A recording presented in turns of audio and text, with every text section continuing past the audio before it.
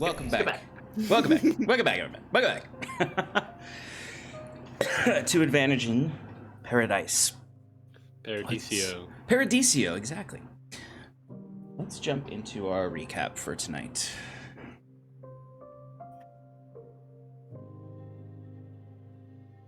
Okay. Last we met, the Wayward Five found themselves divided. Huron struggled to ameliorate the varying needs of his companions, while holding on to his own morality purpose. The party gathered in the city center of Torling Korith to help Talray escape the Grey Tower and save Mundi. Above, Talray tried to bring the imprisoned Moonstone Drake to his side. He could not break the control of the Archon Inquisitor over the dragon. He decided it was best he leave the tower and join the fight below. The rest of the party began their approach to the fortress. Scarlet and Timber dashed forward to scale the walls and begin beating back the Ashguard. Sarathil took on his lich form to provide support against these guards from the skies. Ekbarlgoth stayed behind to defend Huron, while Huron contemplated the best approach. Talray descended and began fighting back the guards as well, though he had no armor and none of his weapons. Only a short sword he stole off the guard he killed above.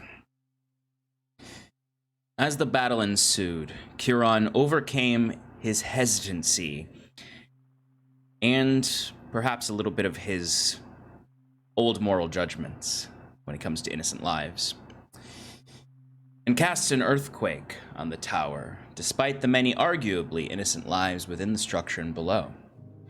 He positioned the fissure to break apart the tower's foundation and push it down against the mountainside behind it to minimize casualties. This was to avoid hurting more people and his companions below. The Archon Inquisitor, the enemy here, one of the last champions of Queen Aella, attempted to hold the tower up with magic, but ultimately he failed and the tower fell. He fled on the back of Mundi, Talray's Drake, and began manipulating the bricks of the shattered tower to build a floating platform. Also, he reformed what appeared to be a font of Aella upon this platform coming together in the center. In a dash of cooperation and effort, the party attempted to save as many lives as they could, while also confronting the surviving Archon Inquisitor. A fight ensued with a weakened Archon, affected by a petrification potion administered by Timber mid-air. Bereft of his lair and severely weakened by the potion, and Mundi being taken away from him by Sarathil's Dispel magic, the Archon Inquisitor failed to hold off the Wayward Five.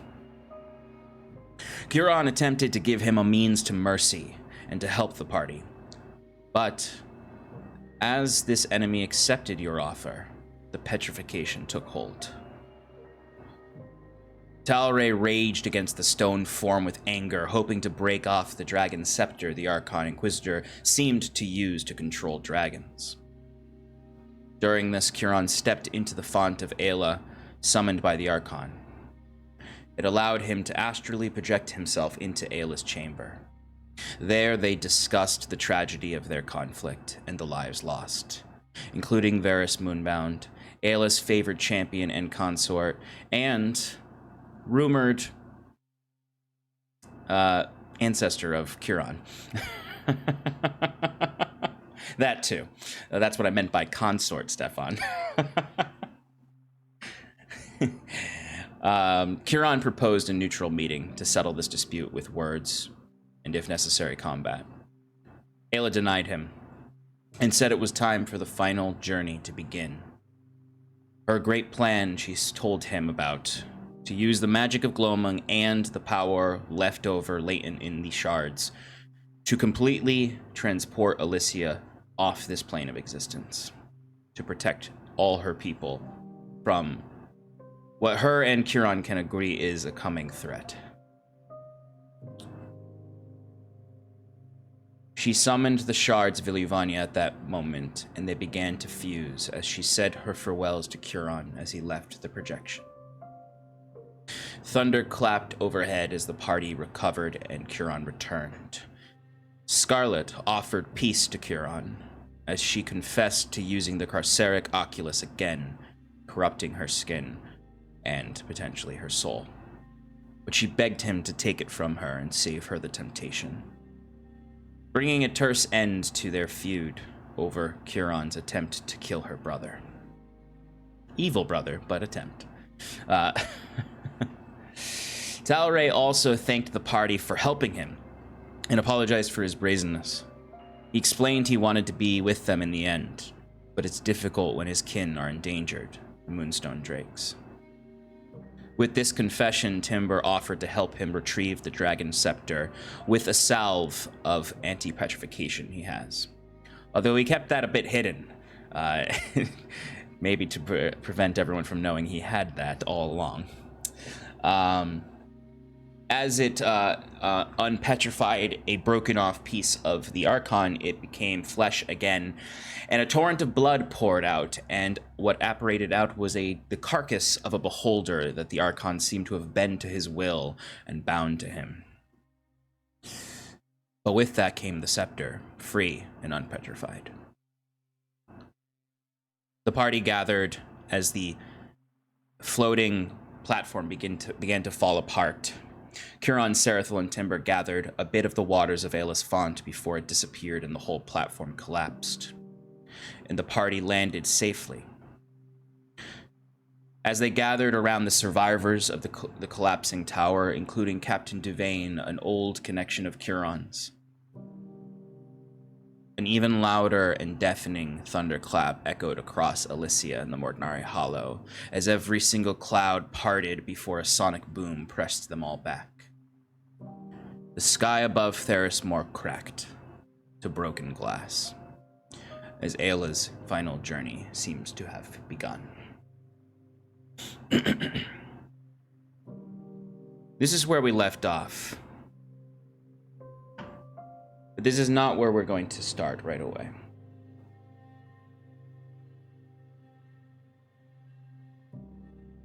What?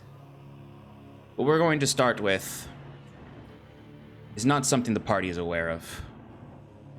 Any of them. Rather something for me and you, the audience.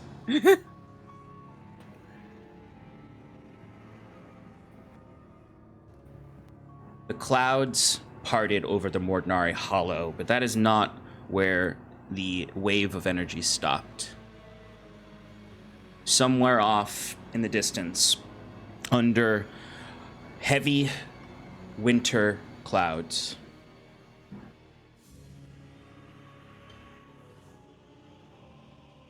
and fresh snow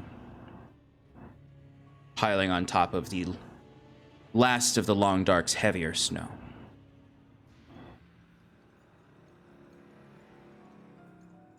A man stands on a balcony overlooking a massive city brimming with lights. Terdolan. The man has shaggy blonde hair. Somewhat handsome, but a very plain face, neutral. We know this to be Thatcher's disguised self in the hold of King Heinrich, king of the Quintarchy in Oxlin. As he watches the clouds all vanish as this wave of energy peels across the sky, a once thick, inscrutable, cloudy sky now dazzling with stars. It's the end of this month, Villadglum, which means we're entering the last month of winter. And the sun, although it's night now, the eclipsed sun is starting to show itself more. But that's not what he's thinking about, though he marks the very dramatic parting of the clouds. He steps back inside where we see King Heinrich sitting at a table. This table is covered in documents, papers, and other things.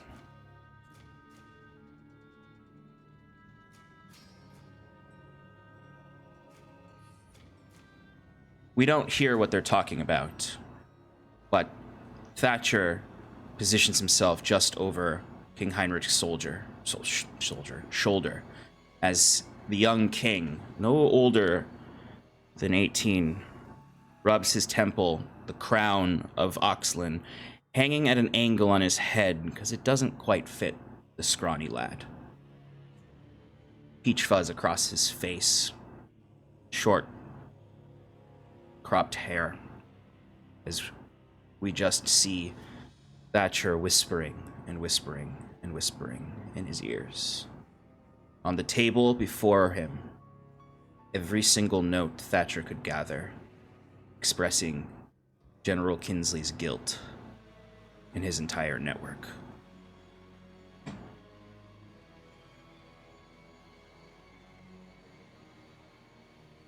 And Thatcher leaves the king to contemplate everything he's told him and walks out into the streets of Caer Dolan.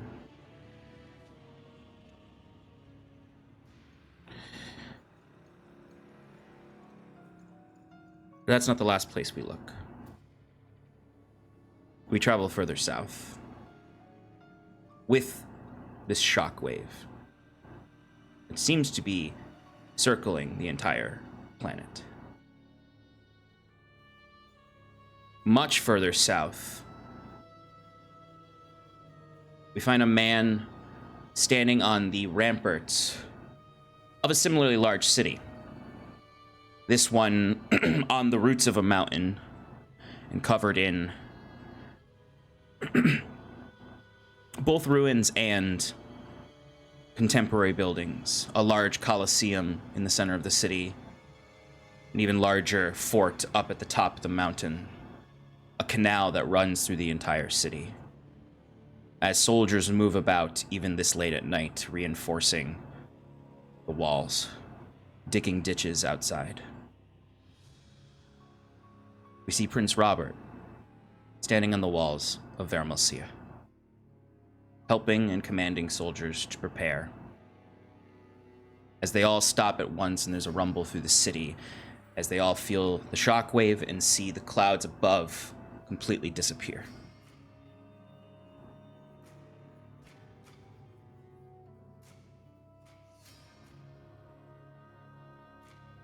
We then move somewhere in between, along the borders of Honduras and the Quintarchy.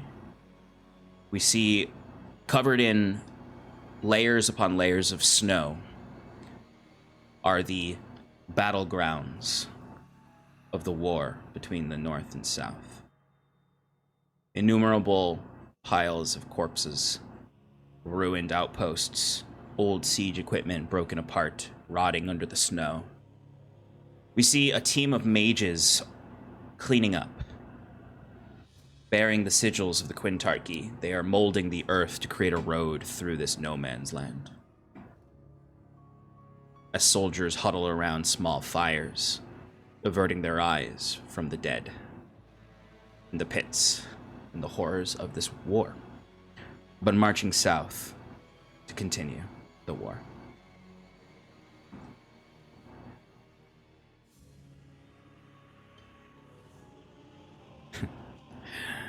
We see a little gnome, or I'm sorry, halfling. We see a little halfling, a little older, as he is standing by the window of his bedroom looking out at the city of Caer Dolan in the distance. As the shockwave shakes his entire little tavern. As a small dog walks in and pukes on his carpet.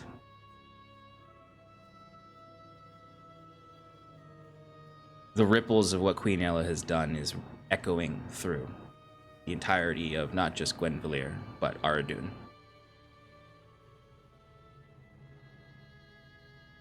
Somewhere beyond these borders, even beyond this continent, there's a platform floating in the sky, with a stem coming from the bottom like a tower, but broken, not unlike what the Archon was trying to do to his own tower. Energy emanates and burns from the top of this tower, which seems to be this strange mixture of a beautiful violet marble council chamber, broken columns, a ruined dome rooftop, depicting the majesty of a far-off elven civilization. Beautiful artwork, rotting slowly. Ripped banners blow in the wind, as the other parts of this chamber are black, obsidian, scarred earth, framed with searing green singeing magic. Somewhat of a quantum connection between Carcery and this platform, all the way far off on the shattered continent of Aldalore.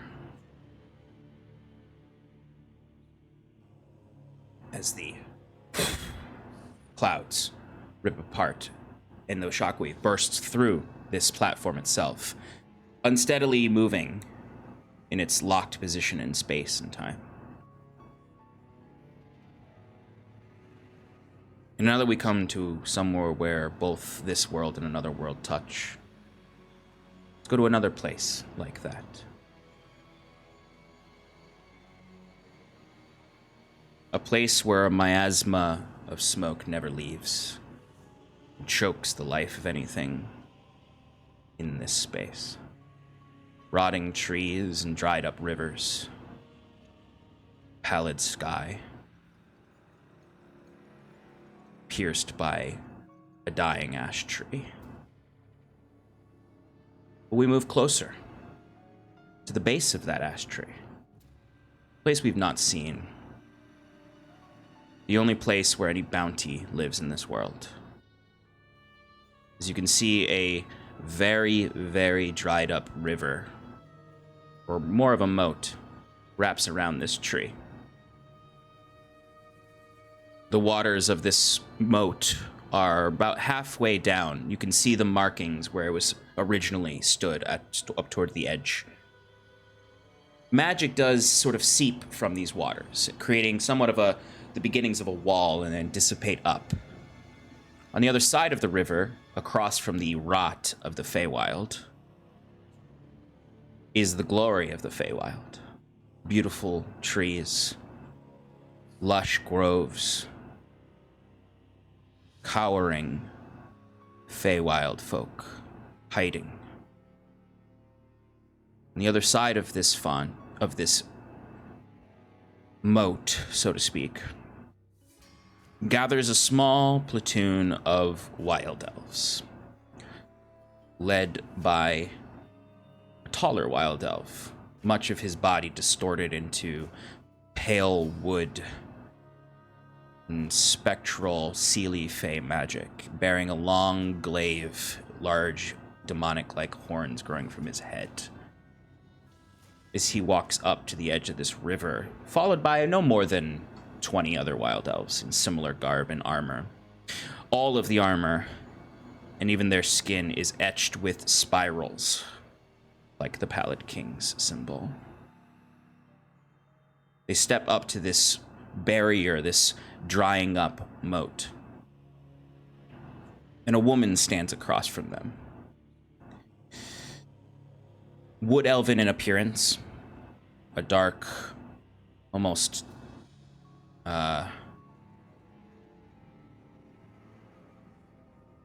off-brown acorn-colored skin, eyes that glow dimly with a blue light, green hair that starts as hair and as it comes down fades into a trickling water that never stops pouring. A gown looks like it's made up of the brightest lights in the Feywild. She steps up to greet this elf. Above, you can hear the creaking of the ash tree above as she looks and nods her head. The leading wild elf looks to her and says,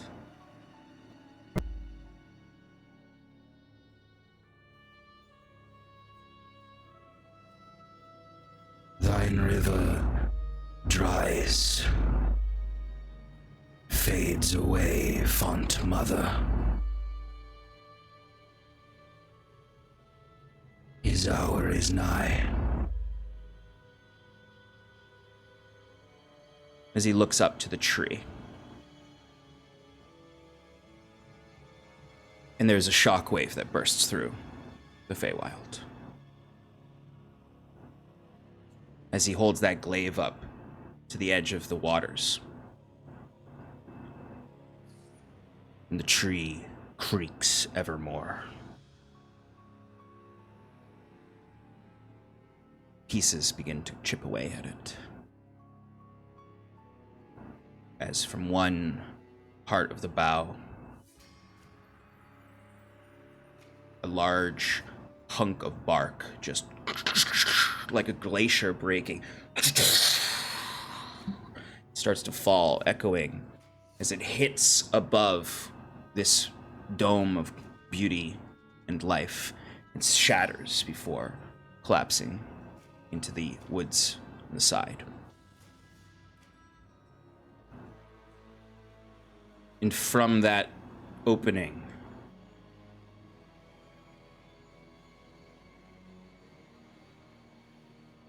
a bone-thin arm grabs the side of the ash tree and starts to dig more bark off. More and more bark.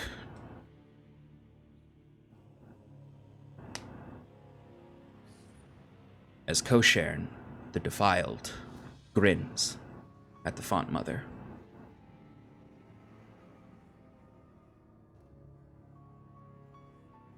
But we return back to our home, Arjun, and we go back to Caer Dolan for our last vignette.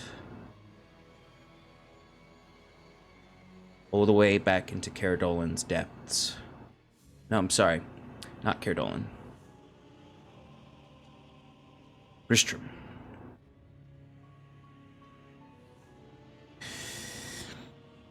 Through some magic, Thatcher has returned to Gristram. Must have been teleportation with this haste. But he sits in the throne room of the Crimson Court, in the Crimson Throne. A desk dragged over some kind of crates, and he is working. Hunched over, as we approach, we see he bears his pallid mask on him. And as he looks down, and he's working with tools to bind something together, and then with his other hand seal with magic. Imagine the camera is pushing in on him from outside of the throne room slowly, and then onto this, as he begins to finish repairing the broken pallid mask Kinsley had. Metal binds the two pieces together and then melts into a silver crack down the center that bolts out in other shards of it, holding it all together.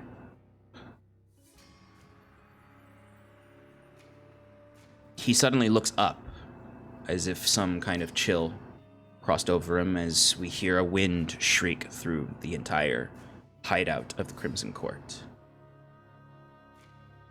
The windows all bursting open, the crimson banners flying around. As he stands and begins to walk towards the opening, the entrance to this throne room. As he walks towards an empty wall that's opposite the doorway. He gets closer and closer, and when he looks, he can see between the panels of the wood, the walls begin to bleed.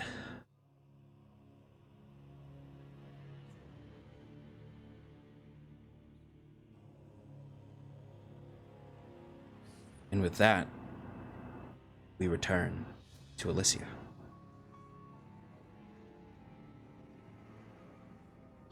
Wayward 5. It is late.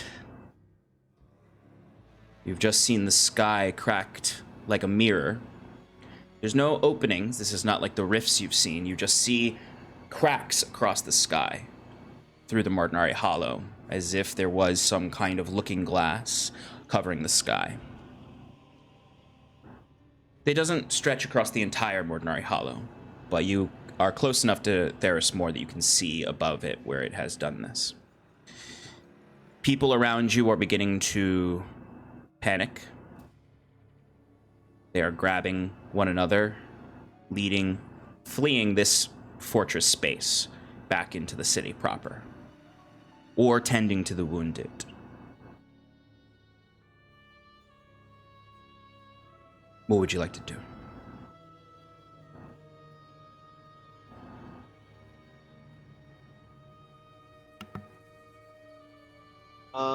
Sean, Yes. is Sheldreo still in eyesight? Yes, she is flying above still, circling the area, essentially.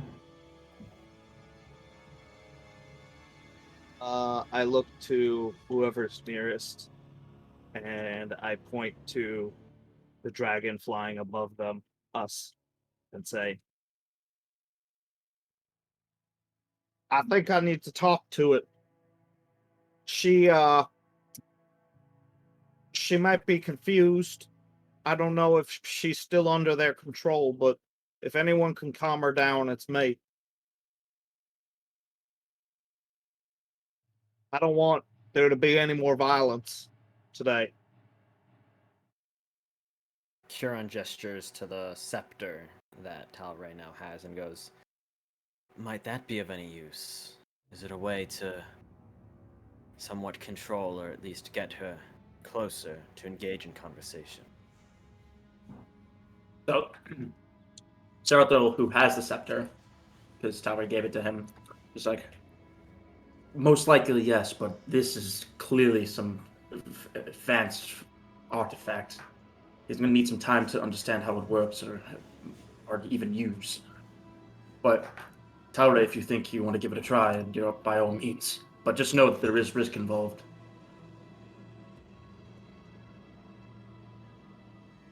Well, we'll see. Give it here. I'll only use it if I have to. I take it. I say, I'll give it back to you later once I return safely. And I fly off. Good luck. Be careful.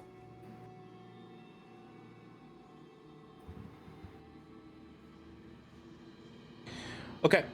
So Talray flies off with the dragon scepter to see if he can use it to talk to the Moonstone dragon above. What are the rest of you doing? I think Huron's just gonna help aid to any of the injured. First, he'll turn to the party and goes, does anyone need any healing? We all okay after that? There's other people who need it more. I'll be fine. Yes, Right. same. Go help the others. So Huron will go off to start assisting. And I think if he sees... what is Captain Duvain up to? How is she doing? So Captain Duvain is she's trying to help people, but her Ashguard that survived, that recognized her, is basically like all of the Ashguard abandoned their post as soon as the tower fell, and now and went to help their comrades, with the kind of inspiration of Ekrogoth kind of portraying to them that they need to do something. You see several of them that know her come rushing up to her. Many of them seem to be expressing that they had no idea that she was imprisoned here, that they were told that she was killed on the byway. And they begin to help her because she's trying to help people, but she is frail. She's been imprisoned for months and months and months. So she tries to stand to go help people and collapses. She's very thin. Her muscles have deteriorated a lot. So several of the Ashguard are now trying to force her to sit and rest and take care of herself and eat and drink water. But generally, you see people start to come in from outside the walls to help some of the pilgrims that are here. There's not a lot of folk, though, besides the military here at this point. So there's just a lot of the Ash Guard coming about to help their comrades. Some of them are standing around dazed and somewhat unsure of what is going on. Some of them are just looking at you in like with a daze as well. Some are looking at you suspiciously, uncertain if they should trust you, because you have to understand all of them know who you are. They would have been told by Ilan who you are. And now that you've sort of revealed yourself in the sense of your actions, it's running through the barracks in the city. The Twilight Shepherds arrived. So I think Kieran will go up to Captain Duvain, and kind of kneel in front of her and go, "Captain, it's good to see you again. I hope your jailbreak wasn't too stressful." I can't say that I've fallen almost 800 feet from the sky and get caught by a woman shooting a chain and whip, I think, at me.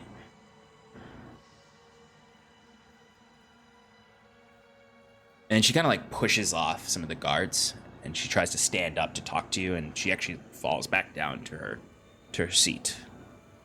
"Captain, please save your energy. Direct us where you think help is most needed. And maybe while you're at it, direct some of your guards to understand we're here to help." Kieran says, looking over his shoulder at any of the guards that are like kind of staring him down. Of course. We just need to get anyone we can out of the rubble. The rest of the city is unharmed.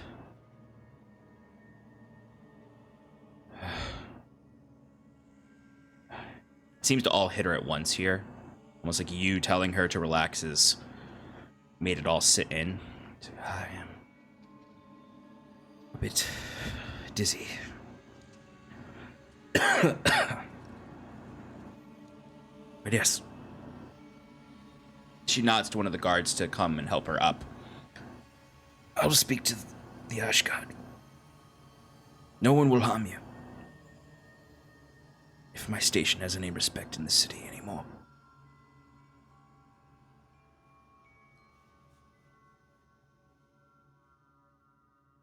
Do you know what just happened?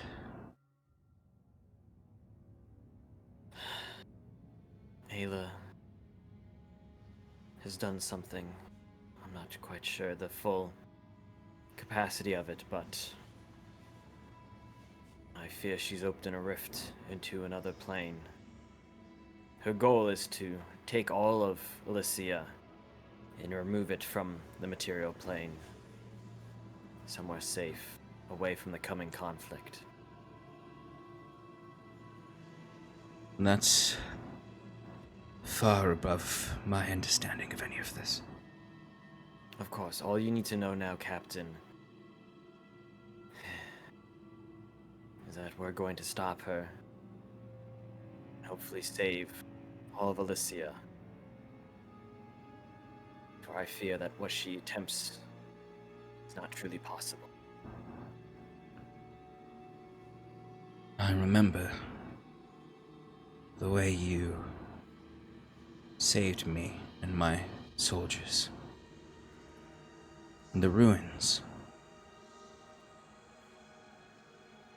You kept the restless spirits of our ancestors from taking us.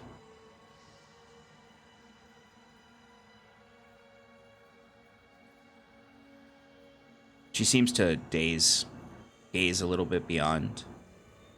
Like she's trying to like add one and one to get to two of how she ended up here. And a year ago, she was just a station, like a high station captain in the, one of the most important cities in Elysia, to a frail, freed prisoner.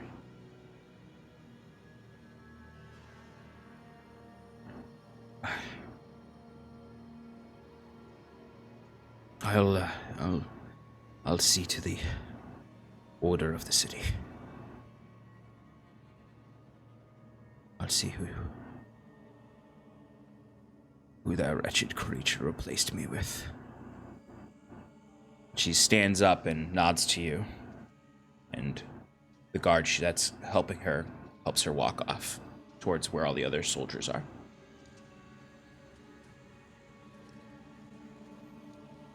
I look at Timber and Sarathil, and I'm like, just eyeing all of the people who are looking at Kieran, and I'm just like, I don't think we should go very far. I don't like the way they're looking at him. But I don't know. I guess we should just help clear some of the rubble, perhaps, and just make sure everyone's safe. Yes, that's probably a good idea. Let's clean up. You should rest too. We all should. Yeah, that's what I was about to say. As Maybe much we as I would stand love up to and help these watch. people, we still have quite a fight ahead of us. Also, oh wait, Sean's leaving. Quick, we win. Once Sean puts his headphones, Timber's gonna kick the body of the beholder.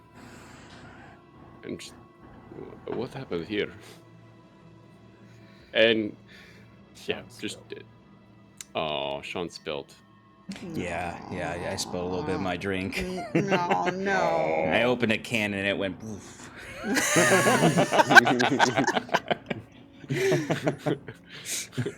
So then maybe we set up a watch and we'll take turns so we can rest.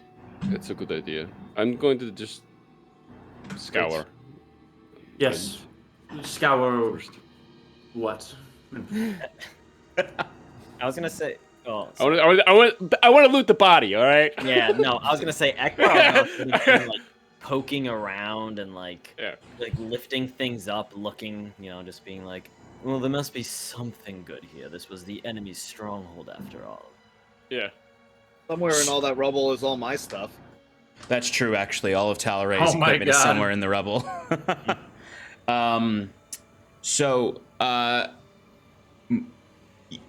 body of the Archon can't be looted unless you have more depetrifying salve, because you'd be able to find the body and look the pieces of it, and you'd see there's an intact spell book there, petrified. There's his other staff. I mean, I can suppose his cloak, but it's in many pieces. The staff is also broken, but the spell book is good. The spell book is fully intact. Not petrified, or No, it's petrified, but it's not shattered into pieces. It's all petrified. I'd like to go for that if I can. Yeah, you can. You'd have to break it off the body because it is petrified to the body. Timber will just off his arm. Yeah. Okay. Thank you. Yeah, I'll Yeah, say I no imagine problem. I You was guys trying. together can get the spellbook off. It has chunks of him still on it, and like you could see just sort of because it was open. It was in it would have been somewhat open, and he would have been casting spells from it. So it's actually pretty easy to get off of the body because it kind of almost seems like it. You know what? Actually, No, we don't. Eldo could help. I'm gonna change my mind here. Change my ruling here, because I'm starting to think about how the Archon would have been fighting. Anyone who wants to look for loot can give me an investigation check. Can I give Sarathil advantage? I'm Yes. gonna say that. You can give someone else advantage. Well, if Somebody Ekbalgot's looking also, that's not a great Yeah, pair for Ekbal. helping, but... Ekbar's looking. Kieran's going to help. I would like to people. look too. And I'll Okay. say Ekbar is looking for treasure, but he's looking for one thing in particular. Sarathil's What is- looking That's been for. nice to him. Has lost his grand weapon. I like that. Lost your weapon? I'll give him advantage. I'm specifically looking for a spell book or something to do with spells because He was known to be a high-class wizard. Yes. Sarathil would be like, there's got to be some knowledge here, man. Yes. So, with advantage, now, I mean, nat 20, 31. You got a nat 20? Yeah. Perfect. Hell yeah. So this is why I changed things, because I realized that this dude had a staff and a scepter. His spellbook would have been like floating, like he would have had it levitating. So, or in like a pocket dimension, like a wrist pocket. Yeah. Sarathil, amongst the rubble, you particularly are looking around where the head of the tower collapsed, but also where the platform collapsed. You would find the partially petrified spellbook. And you know it's his personal spellbook because it is partially petrified. Okay. So when you kind of like pry it open and like there's some of the pages are completely petrified and unusable. Other pages though are fully accessible. You have access to about half of his spells in this spellbook. And if you depetrify it, you'll have access to all of his spells. Minus his 9th levels. So taking care of it as to not like move it a certain way since it's like part page. It's very paper and fragile. stone. Yeah, it's very fragile in the sense of like some of it's like a page could easily snap off or break. So you have to be very careful with it. But you are able to find Iland or Kenthala's spellbook. Or rather, am I within earshot of Timber still? Yeah, he's helping you. I would instead of oh, that's right, duh. So he's right there. Timber, do you have any more remedy for the petrification? Let me check my ingredients, because I just did. I have one more thing of bile. I did not use. I believe Would you be okay using it on the book here? I feel the amount of knowledge and utility could be unbound here. I need another vial, but I can definitely make another remedy.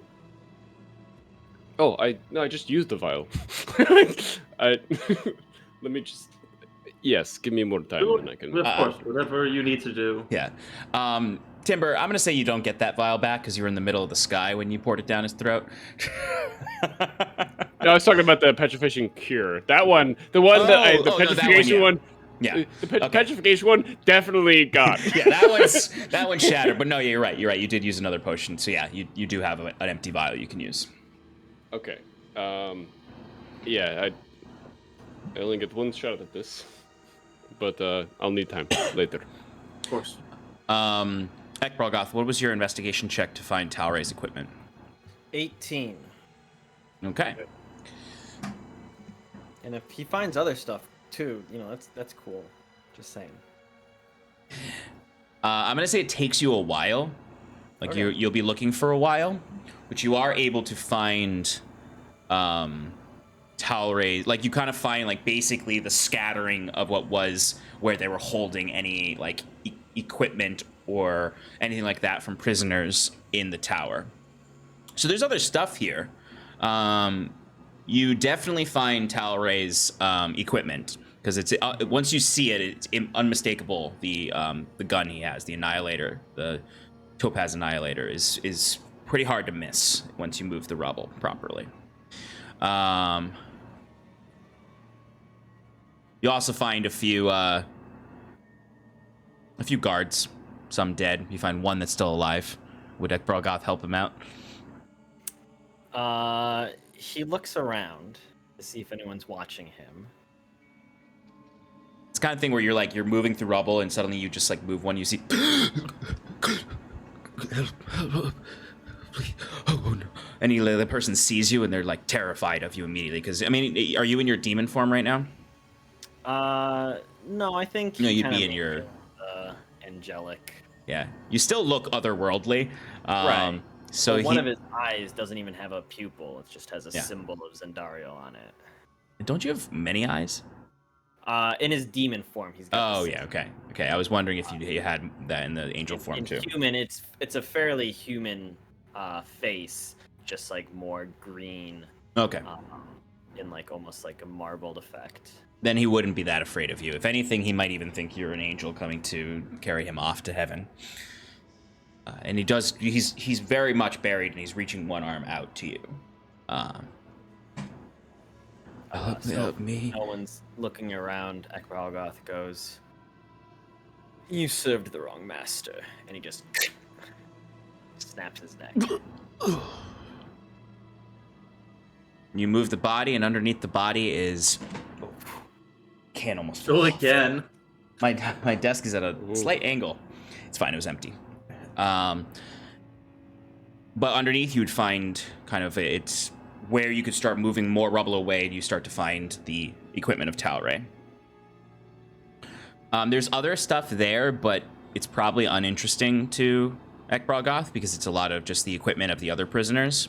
Right. So it's good stuff. It's definitely good stuff, but it's not like, you know, it's like +1 armor, you know, +1 short sword, that kind of thing. If you want to give me, I'll say one more investigation check. This one not at advantage.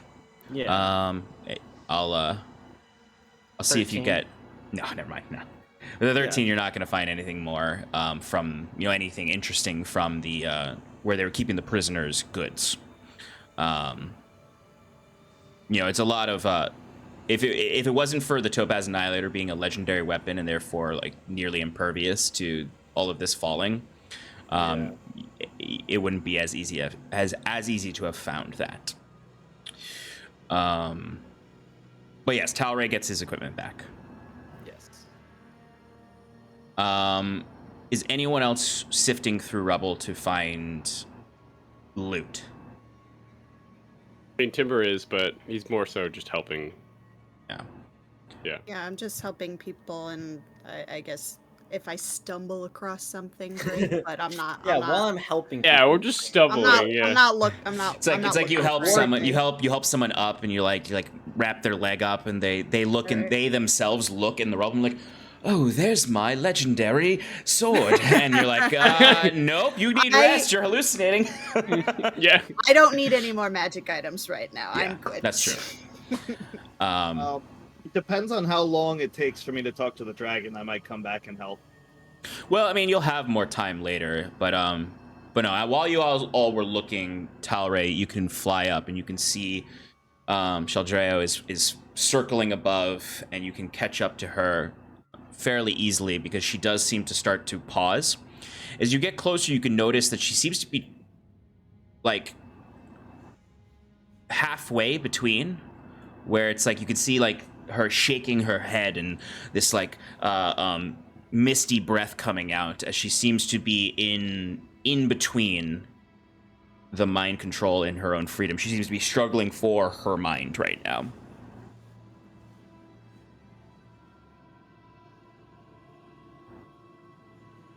I fly alongside her as she's struggling, and I just try and bring her back, you know? I speak to her in Draconic, and I say, you know, Glowmung's waiting for you. Just follow the sound of my voice. You can do this. You can beat whatever it is that's trying to control you. Fight. Give it your all. Glowmung needs you. And I just keep saying things like that. Yeah. Give me an animal handling check with advantage. It's a new day. I can roll good again. I'm sure of it.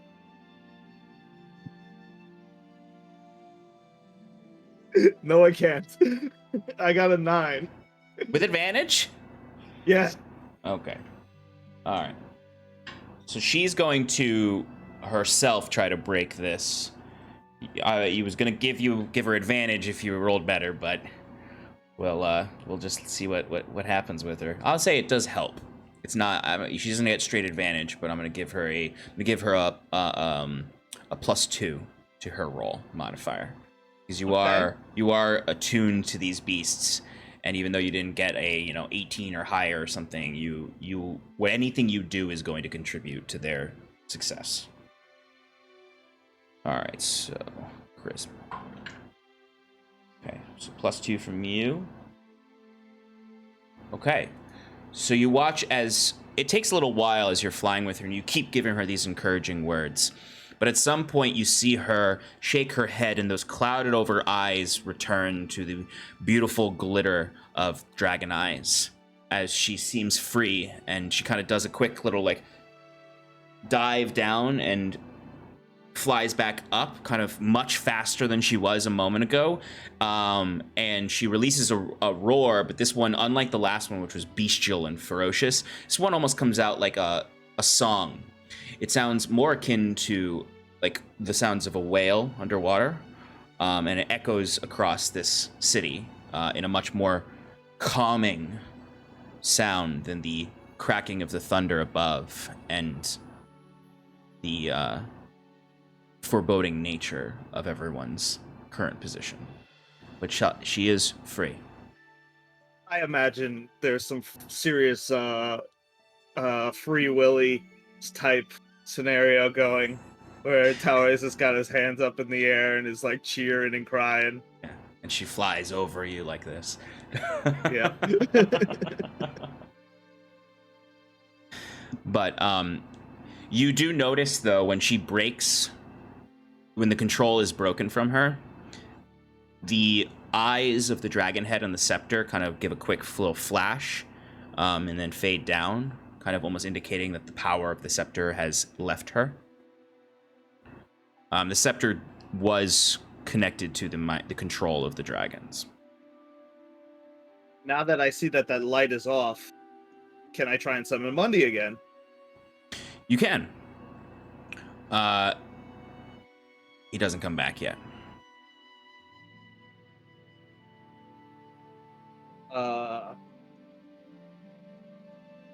I keep trying a few more times, and Sheldreo gets a little bit ahead of me.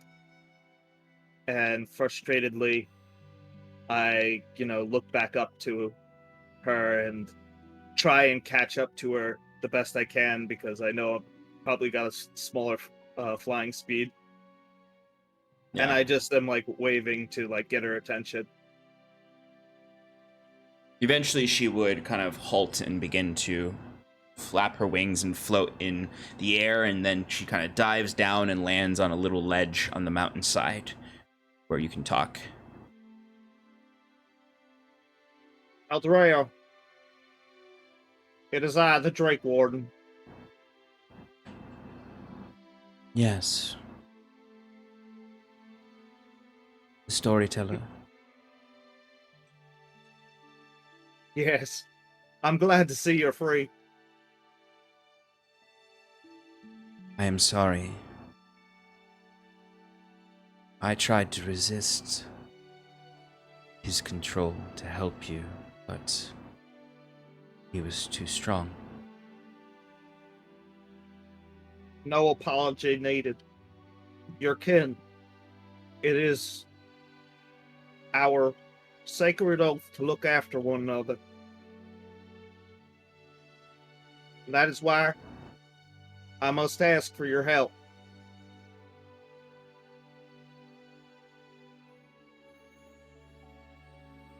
What do you need, Drake Warden?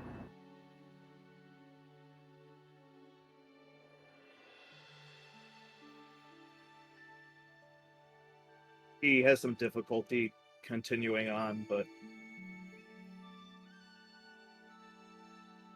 they stole my friend.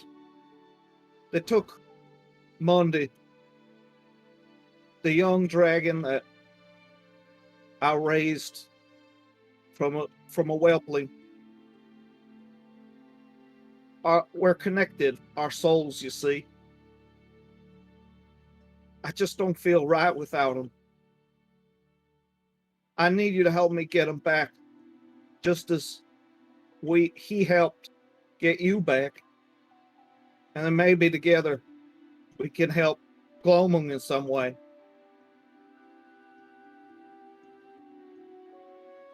You're muted. Sorry. You see Sheldreo kind of approaches you. Didn't get to use it last week, but this is the mini. Nice. and not cradles you, but kind of she walks around you and then kind of settles so that she's long enough and almost serpentine enough that her wings kind of shadow over you, giving you a bit of a sanctuary as the head comes forward towards you. You've dedicated your life to raising wyrmlings and whelplings, guarding our kin, and you saved my life. It would be wrong not to offer you a courtesy back. Talray, storyteller, caretaker, Drake Warden. She closes her eyes and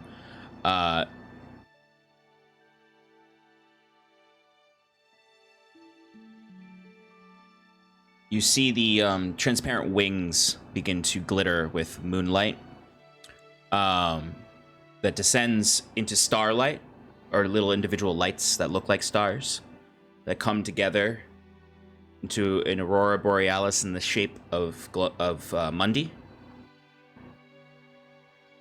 Oh. As she uses not exactly what the spell is for, but she does use her one charge of Revivify to bring Mundi back.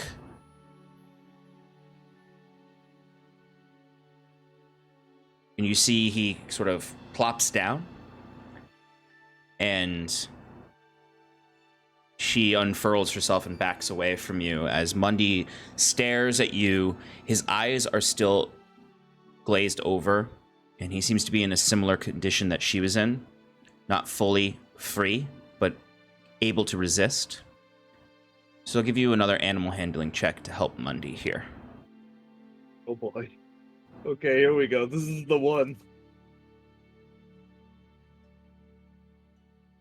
12. Give you the same thing I gave you for her. That'll give a +2 to Mundi for his chance to resist this. No more D&D Beyond. It's done me dirty too many times. Yeah, no kidding.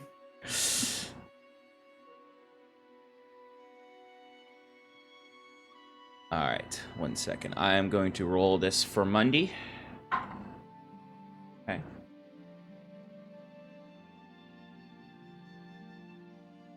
What do you say to Mundi as you're trying to get him to come back to you?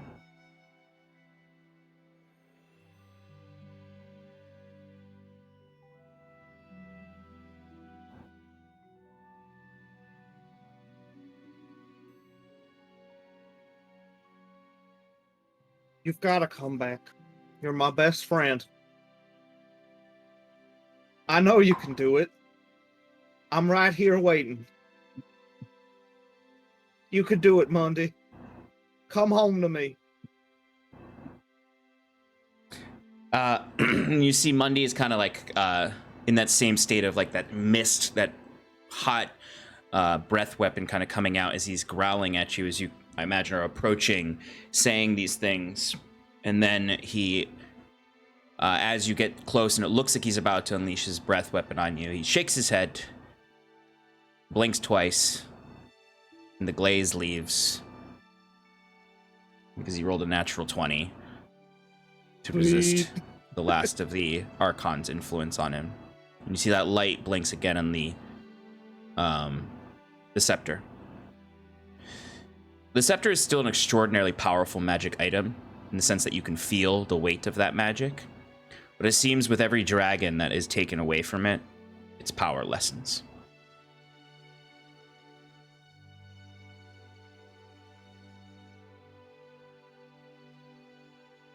Okay. I mean, that doesn't bother me at all. I just embrace Mundi and, you know, scratch him where he likes to be scratched. And Oh, yeah.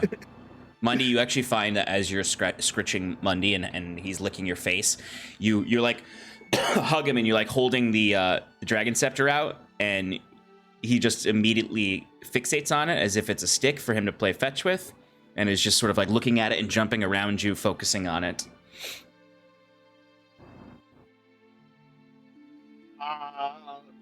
You know, I'm always one for a game of fetch, but this one, I don't know, Monday. The lives of our brethren might be at stake, so I'm gonna have to pass. But we'll find you something else. I take one of the arrows that I got from the crossbow, the bolts, and I just crack the head off. The head off, yeah, and like now it's a stick. Yeah. Mundy, if you throw it, Mundy goes ripping after it and does several. And once he's in the air on his own, not being controlled, you notice immediately this playfulness returns to him and he just starts to dance in the air the way he flies and glides. Blissfully unaware of all the pain that it took to get him back in the state of the world. As he's frolicking, I slowly turn over to the quiet one and say, Sheldrea, what will you do now? You see, she doesn't look to you. She watches Mundy dancing about. And then she looks to you and says,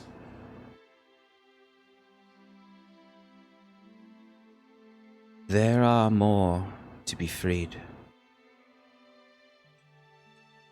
I will seek them out. Gather strength.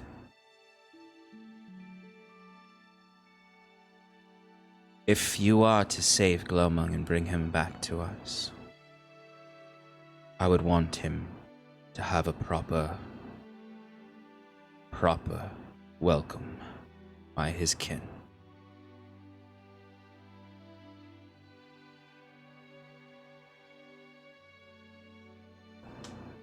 I look down at the staff, the scepter, and I say,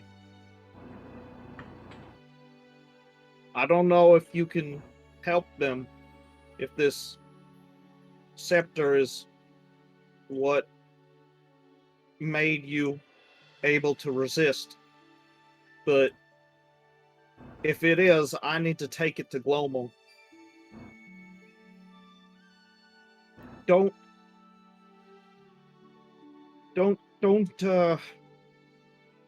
get yourself killed. There might be more of our kin, many more out there. And I wouldn't want you to do something as foolhardy as what I did without having somebody to back you up. Once I succeed, once the Wayward Five succeeds, I will return and help you. There are many of our kin that need to be found. Keep yourself safe, Talre Glomaruin. This scepter responds to whom wields it. When wickedness dominates the scepter, it dominates. But when graciousness and wisdom dominate it, then it can be used to help and empower whoever so wields it.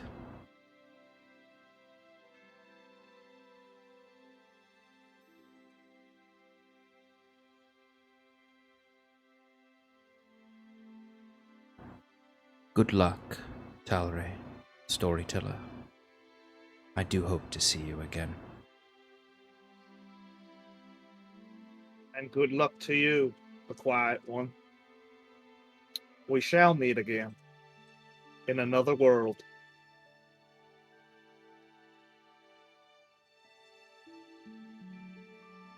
and you see she nods to you solemnly and with a gust of wind picks up flies off with another song in the air.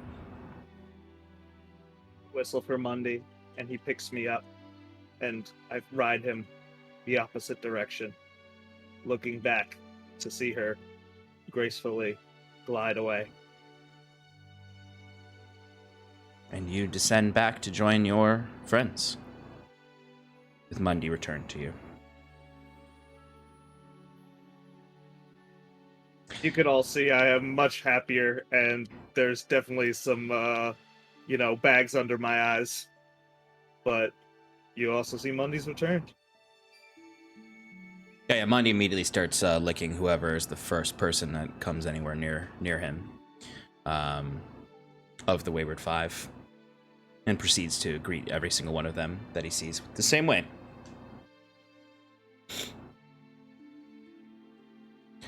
But you've searched through the rubble and you've done quite a lot to help the people here, as much as you can. You're all back together now, reunified. What would you like to do? It is, at this point, the true middle of the night. It's about 3:30 in the morning. We should sleep. Probably. Do we want to set a watch? Thank you, Kieran. While he's casting Tiny Hut, I also cast Healing Spirit, just to heal my own wounds and anybody else who's hurt that's around me. Oh, thank you. Thanks. Just so we feel a little better before we go to bed.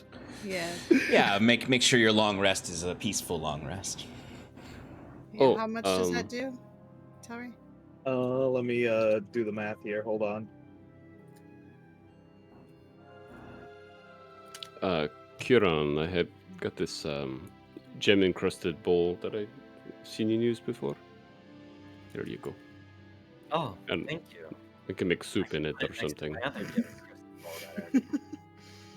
Ah, 2d6 5 times, so 10d6. I'll probably get back up to 4. Oh my god. Well, it's overtime. Yeah. Talray's healing spirit, which is this little dancing gloamung floating around the inside of the tiny hut, slowly brings you all a sense of, at least your physical selves are feeling a peace and ease of comfort, though your spirits may still feel a bit ominous with what has happened. 45 points of healing was the total. As Kieran compares his 2 gem-encrusted bowls to see which one he likes better. I guess we don't necessarily have to have a watch, right? Kieran and I, since we don't sleep. Yeah, you guys can We're in take the turns, hut, too. basically. Yeah. I'll sleep in the hut tonight. Aww. Bundy doesn't have to sleep, but he sleeps with me anyway. Yeah. Yeah. No good Sarathil's boy. definitely gonna take some nice meditation rest. Yeah. To regain all those spell slots he burned. But yeah, it's And also prepare new spells. yes. Oh, also, I'm gonna try to make that thing. Perfect. Do you need, I was just going to say, get a little guidance in there so we can...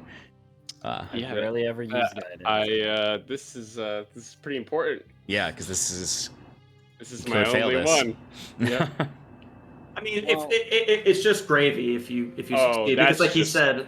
That's just cheeky. Ooh. That's just cheeky right there. It was a nat 20. Hell yeah. It's good stuff. Hell Oh, yeah. yeah. So, it's perfect. The measurements are perfect. You make two. No fumes. Corked perfectly, even though it's reused. Hell yeah. You know, you gave that nat 20 means you gave it a good proper cleaning. No residue. Alrighty. So Mike, this does not once you decide to use this, since he got a nat 20, it'll be pristine. Well done. It'll be Yeah, pristine. good job. You've will- earned yourself one Felix Felicis. You'll get all of his spells except for his nat spells Yes. because of that nat 20. hell yes. And Give this is me- a this is a spell book, which means that it's not something where you need to copy these over into your spell book. You just open this spell book and use this spell book when you need to. So wow. you just What's in need to spend the time reading it to know all the spells. You don't automatically know them all. You just Wait, so do I have to prepare them? Is it a separate like preparation list? No, or how does that basically work? for the purposes of your character sheet, you just add any spells on here you don't know to your spell book. Okay. And prepare, because this doesn't give you more spell slots. No, I know. So it's just add, like, you just add these to your current spell book and treat it as one mechanically, but in person you have two. So put one of those hands to use and have it hold this one. I was just about to say that. Yeah. I'm gonna send you on Discord all the spells you just learned. A lot of them you probably already know, but there's two important ones that I think you're gonna really like having. This is great. Also, Sean, I don't know if you prepped it, but I will attune to the scepter. I do have it prepped. Oh, do you want me to? I guess during the time where I'm kind of like should be on watch, I could identify it for you. Which is what I thought you were gonna do. I would have let you identify it, but the dragon said it was okay, so I'm just gonna find out for myself. Okay. Okay, you can spend part of your long rest attuning to it. So this is the Scepter of Dragons. What? Ooh. I don't know what that is. A very rare magic item that requires attunement. I haven't made the item in D&D Beyond yet, but I have everything that it does. It can be used as a spell focus. Whoever is attuned to the Scepter of Dragons... Oh, wait, slow down. I have to type this out. I can copy and paste it and send it to you. I have it written down. Okay, that's good. So it's... Ilin uses it differently than you would be able to use it. Ilin uses it, he has a dominate creature that specializes in dragons on it that allows him to control up to a certain amount of dragons at one time. You will get something different. It automatically gives you resistance to fire and lightning damage, no matter who you are.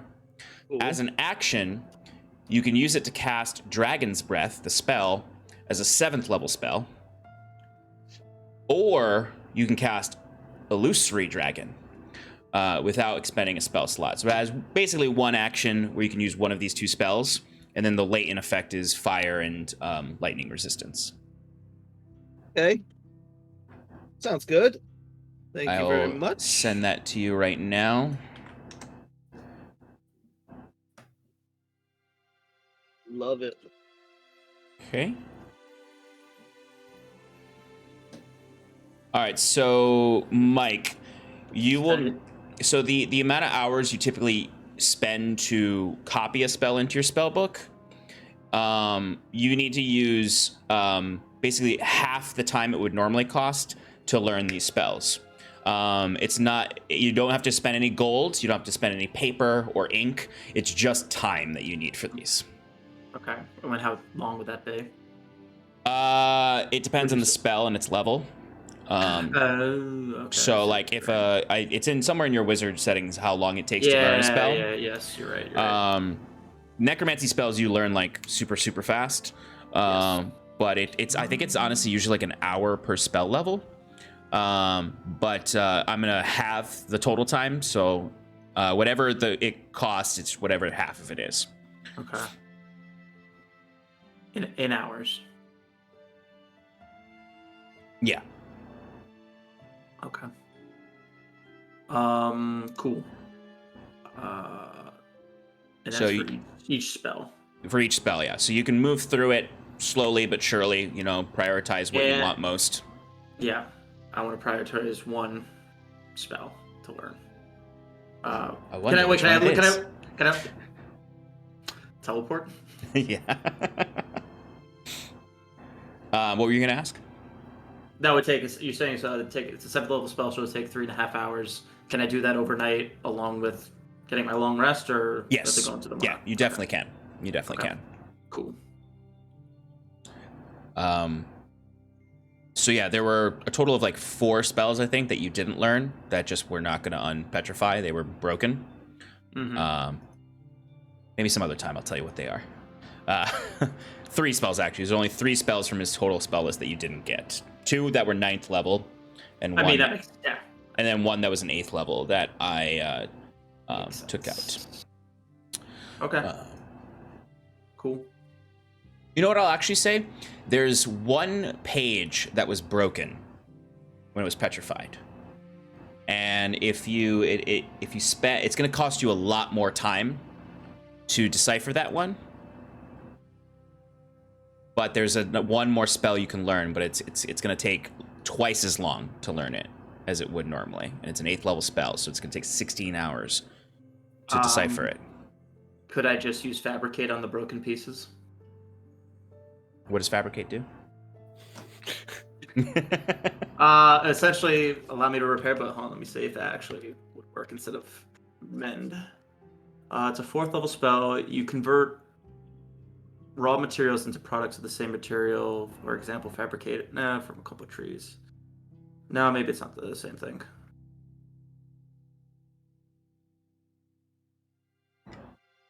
Yeah, no, it's never mind, something different.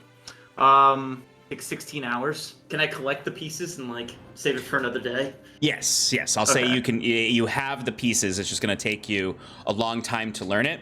I'd say if you cast mending on it, it will take, I'll say, 2 hours off of that, because it'll piece it all together, but you're going to have missing parts of the equations.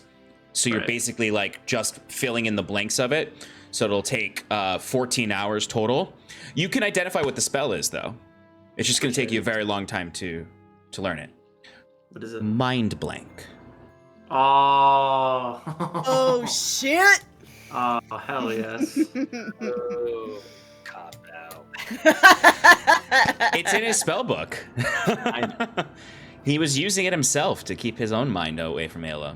That's an 8th level spell. Damn. Oh crap! I need this. Get rid of this diadem. Okay. Okay. Cool. Alrighty. Is there anything anyone would like to do during the long rest period? Anyone, particularly, Kieran or Sarathil, who will be awake, or anyone who wants to do something right before they go to bed, or right when they wake up the next morning? I'm sleeping. Sleeping?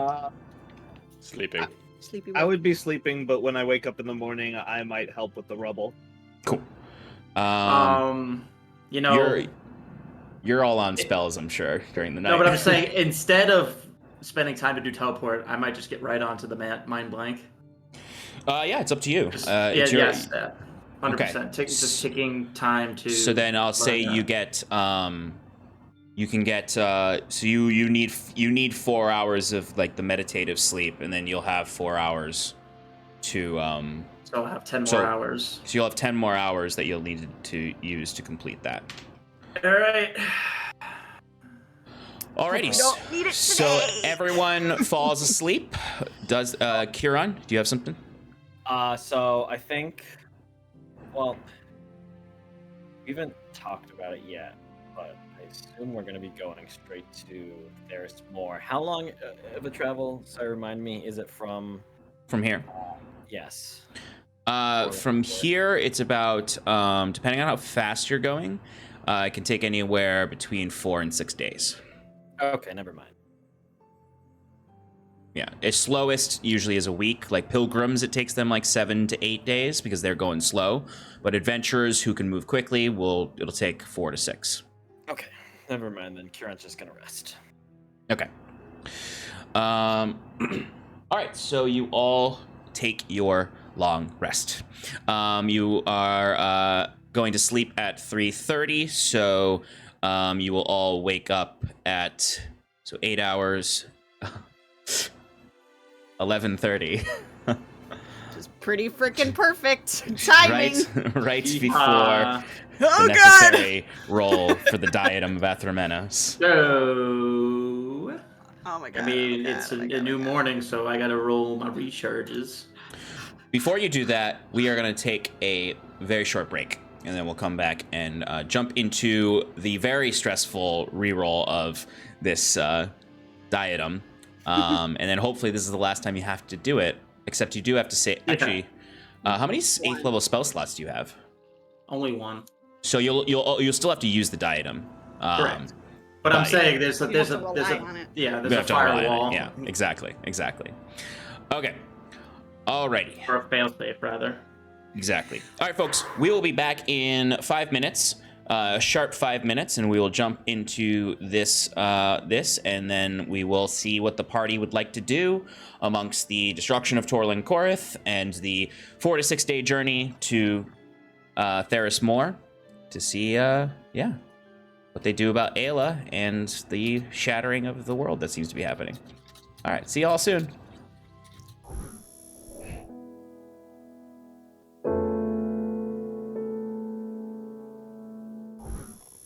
Welcome back, everybody, to Advantage in Paradise.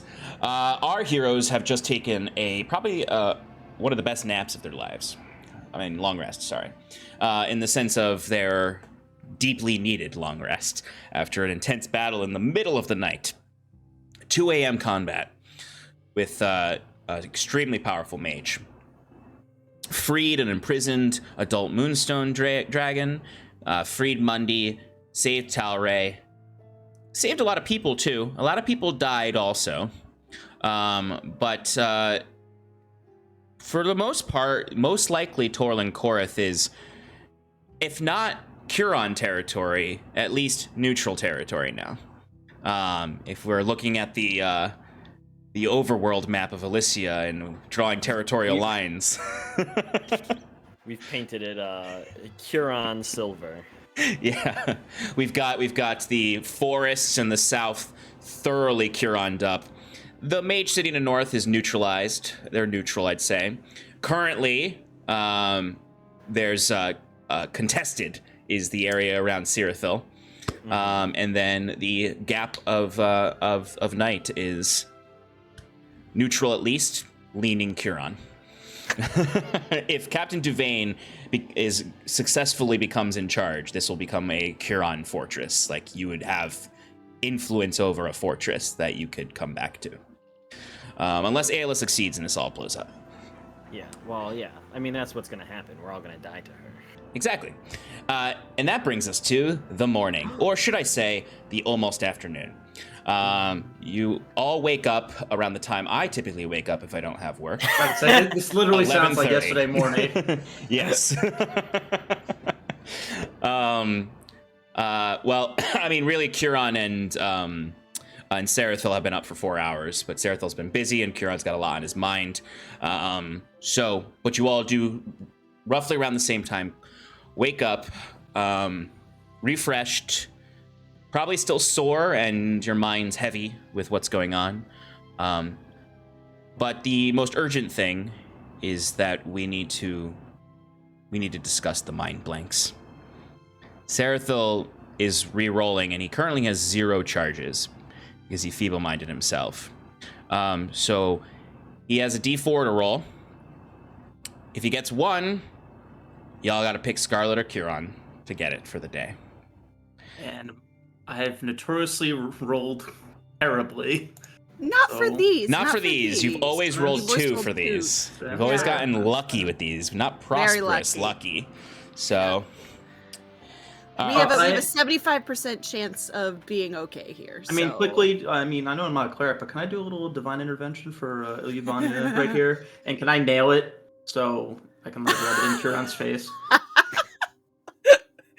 No. Oh, look, divine intervention was in his spell book. It's a wizard spell now. All right. Here we go. All right, Sarathil. Moment of truth. Woo! Yeah, nice and easy, baby. Nice 3. Oh, nice. All right. Good. All right. Don't have to worry about that conundrum. So, not going to be lying if I didn't say I was looking forward to the conflicting conversation there. But this is good for the timing of things. Conversation. It would have been used on Scarlet, and Huron would have been like, "All right, see you guys." I would have I had thoughts. Yeah, I well. love it though. Is that everyone would probably be like, "Let's use it on Scarlet," and she'd be like, "Wait a second." Wait a minute. Of course, you could have just locked one of them down until the 10 hours. I was about to say, yeah. Yeah. If anything, use it on Kieran, use the manacles on Scarlet. Yeah, there was a way. It would have been challenging, but there was a way.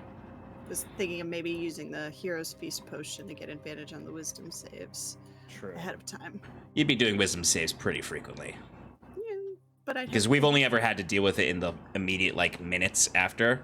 But if you're unburdened for a full 24 hours, you're going to have a hard time keeping it out of your head. What's Thatcher up? Use that orb one more time, and then the Sirius and the Harbinger are just gonna have like a fist battle, like in your mind, to like see who takes control first. Yeah, no, that's why I gave it to Kieran. I don't need any more broken souls. Pieces. Yeah. A fist battle in her mind. Yeah, they're just, it's completely like a boxing match in her mental landscape. All right. So good. You don't have to worry about that. It's nearly noon, so as soon as Kieran and Scarlet wake up, I will do the daily mind blanks on the both of them, bringing me to 1 charge left. And I'm just going to hold it there and not feeble mind myself again, potentially. You sure? We'll find out. My mind might change. Okay. All right. So now that it is 12:30, people have returned. It's to help clean up the rubble further. It's going to be a several-day thing for the people of this city looking for survivors. Maybe several weeks even. It's a brighter day, coming towards the end of Villid Gloam. The sun is quite brighter, and although Elysia has a permanent twilight sky, there is some effects from the sun that bring a little more brightness to it. You know, from a sunset kind of twilight versus a dusky twilight, we're a little closer to the sunsetty twilight. The skies above you are clear, which is something that the Mordinari Hollow hasn't seen in many centuries, if not a millennia. So you can all see from this height, if you were to stand close to the walls, you can see a very beautiful vista of the Elysian Vale. And you can see the corpse moon in the sky that is billowing out black smoke to replace that which was displaced from the skies. But it's maybe perhaps for Kieran and not everyone, a staunch reminder of what you're fighting for. Yes. What does the sky fracture look like now? Good question. And how has it evolved since you've had a rest? If at all. So, it's still cracked. What you can see now, though, is in that same way a mirror is cracked, there are very small fragments all throughout where it's cracked around and created little diamonds. And you can see every now and then, maybe once an hour or every 2 hours, 3 hours, there's just a little piece of the sky floats down and burns like a piece of paper in the air. Oh. And I guess, can I roll no, I guess I'm not insight or whatever you want the roll to be. I'm trying to just like get as much detail out of looking at it as possible. I got a perception check, I guess. You could do a perception check. Yeah, I'd say perception for trying to like discern details about it. I'm curious mostly of like what's like inside the fractures. Yeah, I'd say give me a Like, perception check for that. What does it look like?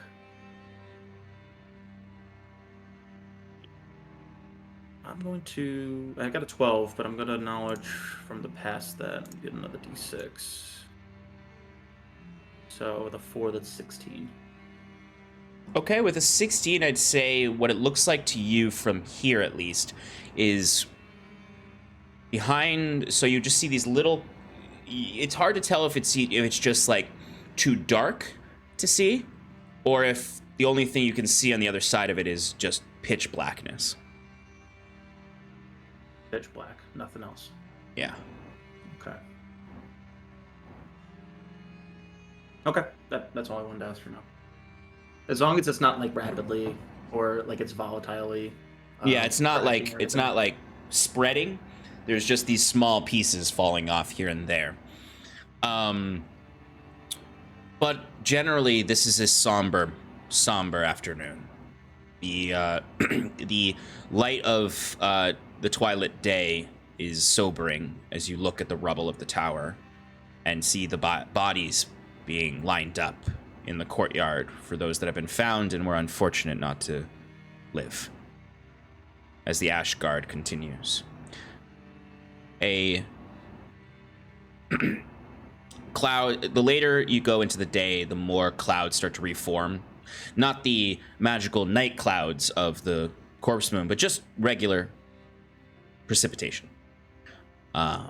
In this late winter month. But the city is quiet. When you arrived here, the quiet was ghostly. Now it is sorrowful, heavy with grief. You've done good for the city in freeing it from the Archon's control, but it was a heavy cost. The afternoon is yours.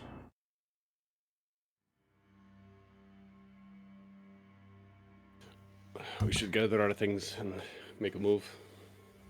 I agree.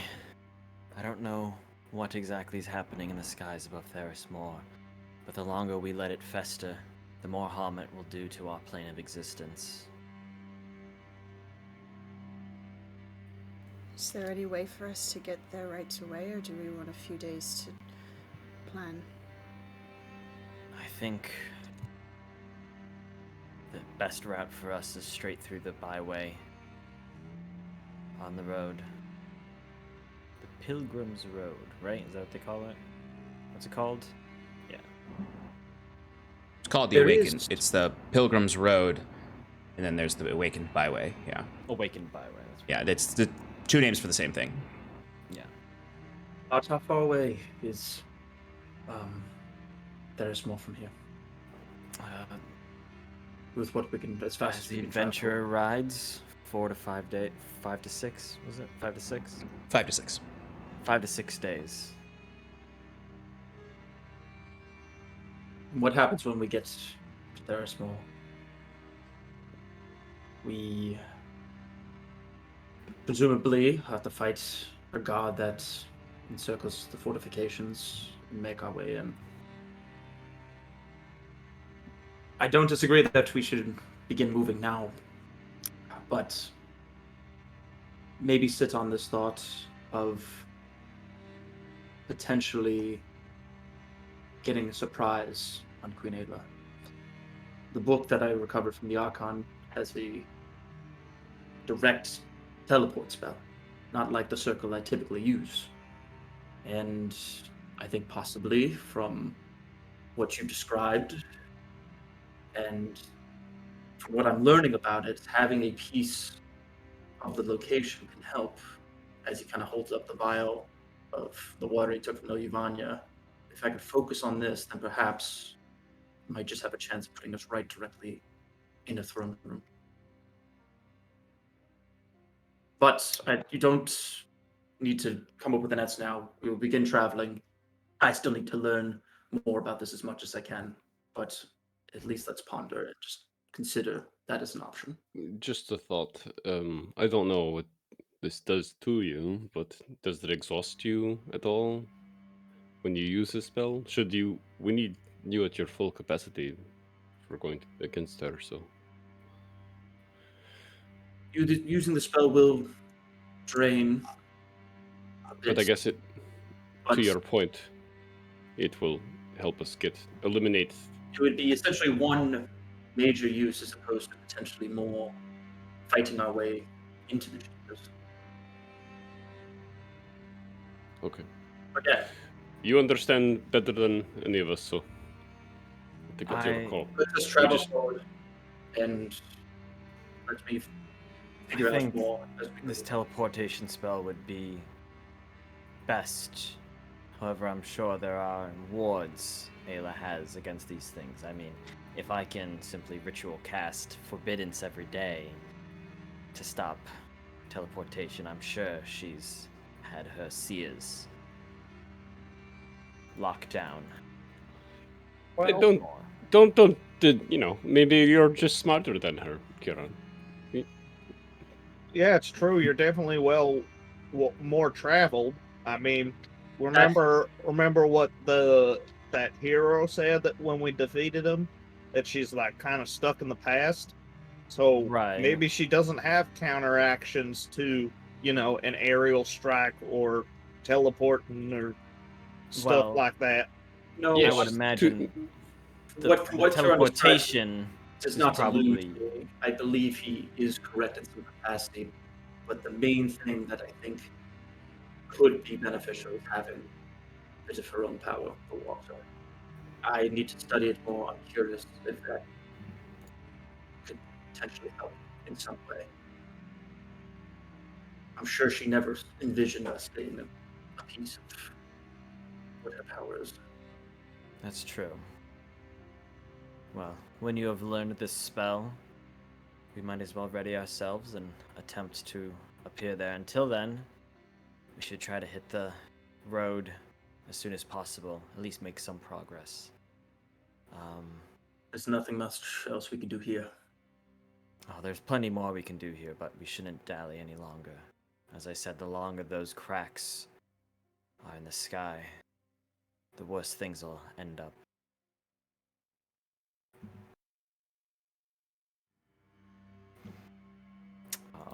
So Kieran's actually gonna go.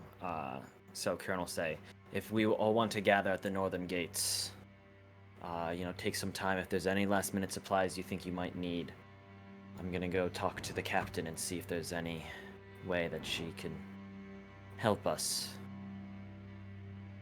Maybe some. Well, what I would know. Do they have like horses or any kinds of travel? Yeah. Beasts. Okay. Yeah. So yeah, Kieran's gonna, and I'll go ask for horses, because it'll get us there faster. Okay. So you could all by the late afternoon or by the hour, however long you want to take, meet at the eastern gate leading out to the Awakened Byway. I get it all confused. I would go straight to the gate, and during that time, just continue studying the spell. If it is long enough to take time off, fine. But if it's negligible, that's also fine. I'll go with Sarathil and just kind of like bodyguard as needed so he can work without interruption. Yeah, as any of you are walking through the town, you have mixed reactions from the folk there. You see guards none of the guards are like directly hostile to you, but there are occasionally you'll get glances that look a little bit more, one, fearful sometimes, and two, angry. But the guards are preoccupied with restabilizing the city. You do see some pilgrims here, and they do watch you. They don't approach you, but their eyes are heavy on you, as they seem to be awaiting the regularly scheduled pilgrimage that is unlikely to happen today. But they are by the western gate watching you all, because they, without a doubt, know that you are responsible. But, Kieran, you make your way to the racks where you know the barracks are for the garrison. It's not too hard to find where Captain Devane is. You walk into the officers' barracks and into the main hall, where you can see in this dimly lit room there is a scribe writing in a journal. Captain Devane sitting at the officer's table, Another officer sitting with her there, and one Ash Guard. The same one that was leading her around seems to just have attached themselves as her personal guard. There is a body in the room with a sheet over it that's in the middle of the room as you enter.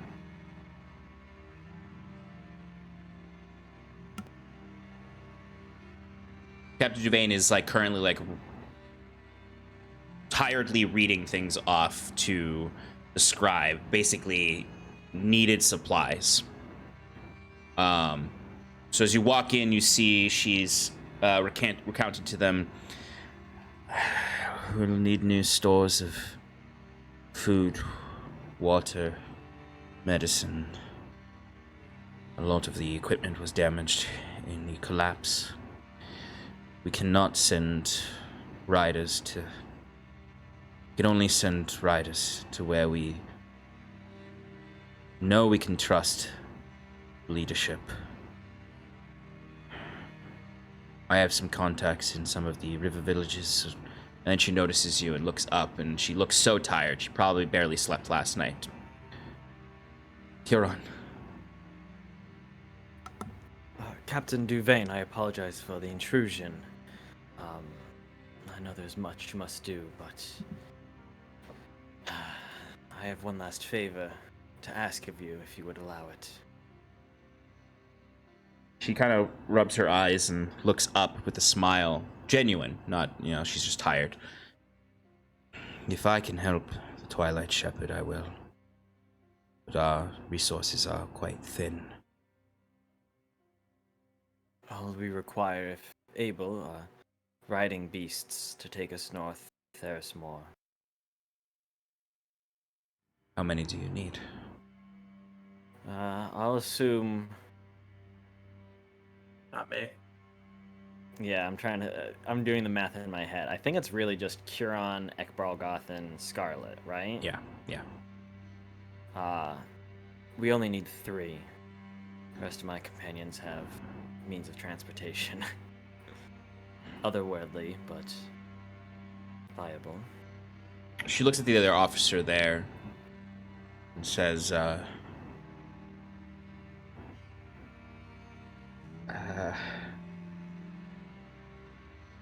So go and see what we have in the stables. What's left. I'm sorry, Kiron, but it seems that in my imprisonment, the garrison themselves have become deeply undersupplied. The Archon was moving most of the resources into the tower. Seemed to be bleeding the city dry. For whatever means, I don't know. Seems to be the way of Aella's ilk. Take all that they need for themselves and leave none for the people. Forgive me, but it's been a long time since I've heard any word of the rest of Elysia. If this is happening here, what is the rest of the country like? If I'm being honest, my time here has been most kept to the peripheries in Aella's Sanctum and Therismore itself. I have not seen what the river villages look like. I've only encountered a few of the druids in the south, but even there, the hinterlands were plagued with beasts, unnatural, and rarely seen in parts that were once safe. Yes.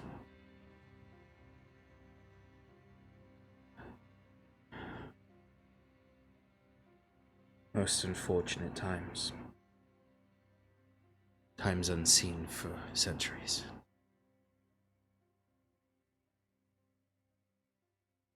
What do you plan to do?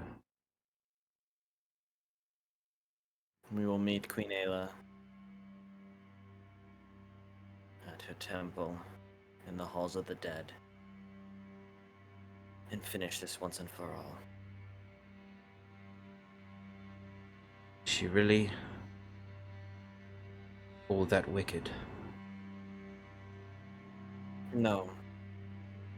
Truthfully, there is nothing evil in what she does.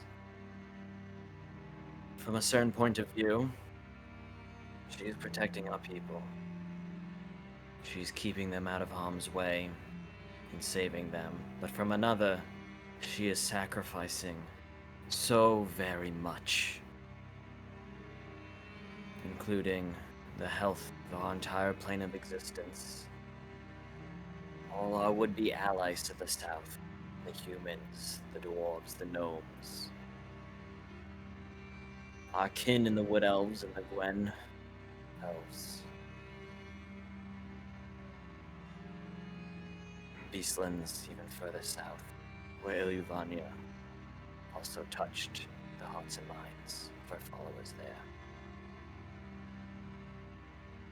No, what Aella does is not wicked. It's selfish and wrong, though. And as hard as I've tried to help her see a different light, keeps in the dark her own death.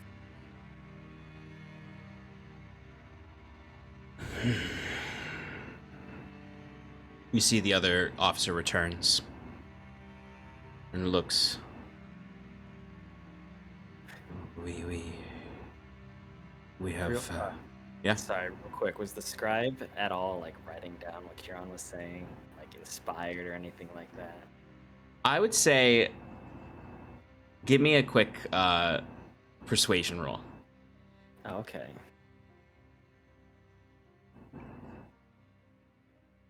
That's a 7. You see several times the scribe is like, is this history? Is this history that I'm witnessing? And like goes to write something and maybe takes a few notes, Yeah. but generally is more interested in checking to make sure his inventory and other notes are correct. That's fair. It was not an inspiring speech. And if anything, at certain points he doesn't write because he looks sad.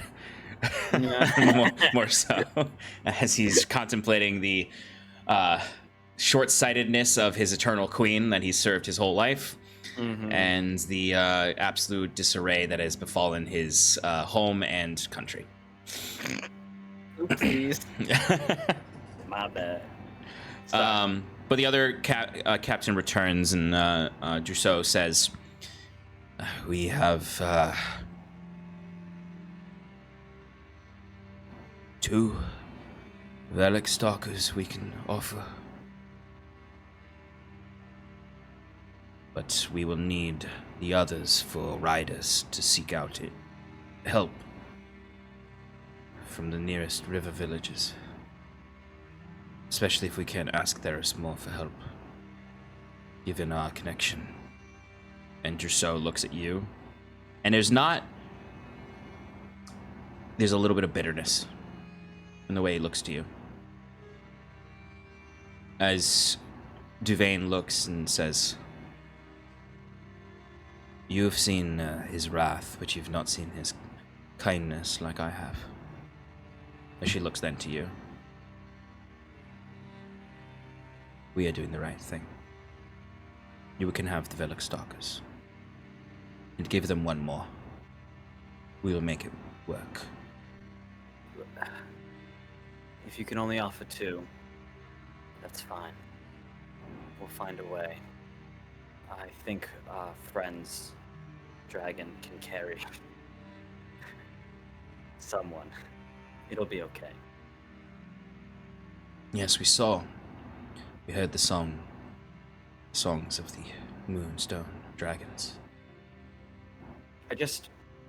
I'm sorry. Curiosity gets the better of me at times. If you saw the way the Archon treated those beasts, the way the Archon treated everyone, how could you follow his orders?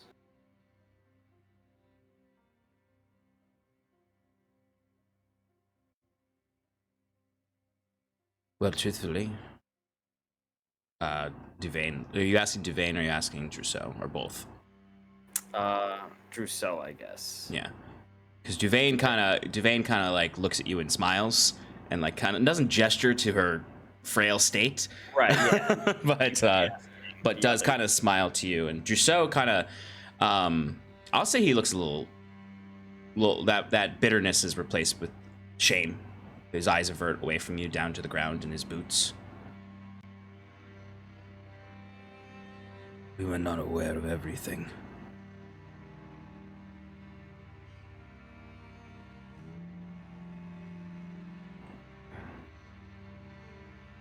And he looks to the body on the ground. Though some were more involved. You could presume this body is whoever was leading the soldiers in Duvain's absence. Kieran will walk up to the soldier. I'm sorry, what was their name? Trousseau. Drusso. And go, Trousseau, is it? And like kind of clasp a hand on his shoulder. Let this be a reminder to always keep your eyes open and always hold those in positions of power above you to their fullest.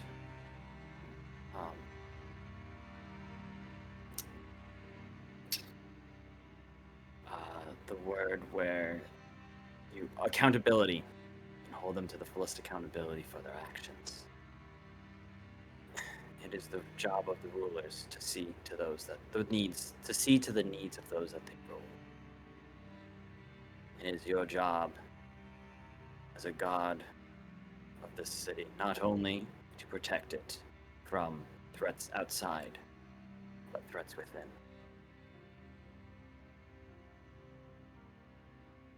We all stumble. We all fall. Just make sure you get back up stronger than you were before. Thank you for the Velix Stalkers. Know they will aid us greatly in our quest to save all of Elysia. And without waiting for a response, Kieran will leave. Okay. And you see, as you were saying all these things, Trousseau was listening, but his gaze started to drift, and he seemed to be listening, but thinking deeply about all that's happened. Before he can respond, you leave. And when you return to the northern gates, there will be 2 Velix Stalkers. When you return to the eastern gates, there will be 2 Velix Stalkers waiting for you. They are very shaggy and scraggly. It's probably their 2 worst Velix Stalkers. Maybe not fully trained, but rideable. Talway would like to do something if now's a good time. Sure. He's first gonna go to Sarathil. Okay, he's by the eastern gate. I imagine this is like early in the morning before they head Before out. I head out, yeah. Yeah, and I'm just gonna ask politely. Hi, Sarathil. I'm wondering if you could lend me that giant rock guy for a couple of hours. I want to try and see what I can do to help the people who are trying to clear up some of that wreckage from yesterday's battle. Oh, of course, I've nearly forgot about Nodo. That is a good idea, of course. And I will take out the heart of Noldo, set it down, and activate it. Yep. Yeah, easy enough to do, and Noldo is always willing to help. And Noldo appears, be like, Noldo, assist Talray in the saving of those and removing rubble of the destroyed city here until we need to leave. Yes. Whatever the Wayward Five needs, Noldo will help. As he looks at Talray and be like, he's all yours. Talray, from instinct, like opens his mouth to object about being called part of the Wayward Five, but decides to let it slide, and walks with Noldo over to the wreckage, and I'm gonna cast Locate Creature Sean, allowing me to look for Ilyavanya elves or whatever. Elysian elves. Elysian elves, thank you. Ilyavanya elves.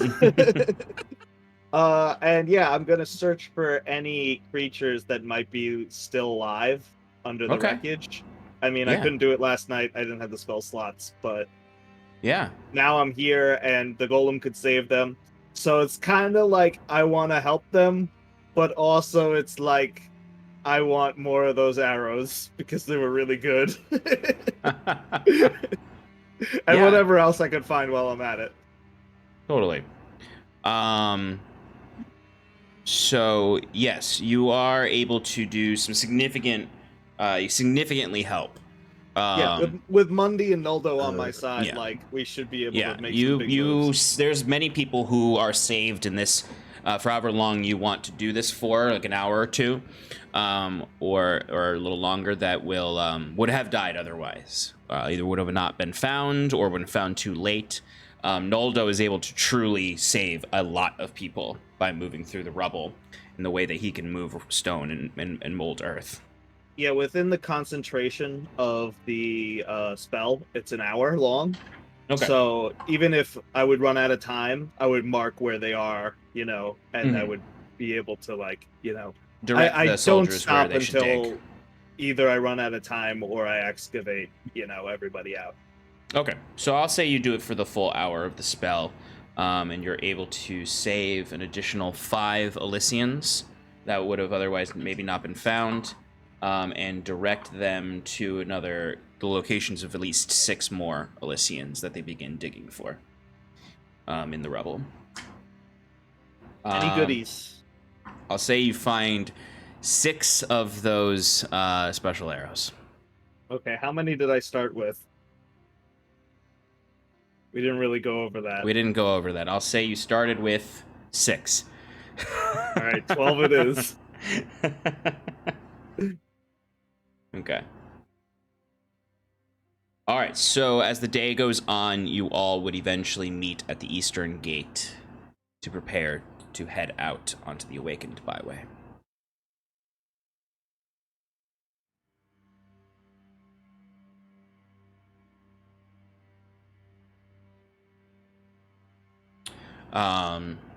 Is there anything you guys want to do before leaving? I mean, there wouldn't be a chance for me to get better armor there, would there? I mean, do you have gold and you want to go talk to some bugs? I would, but I don't really want to. I kind of want to get to where we're going. What kind of armor do you have right now? I have a +1 studded leather. How much gold do you have? I have 6,765 gold.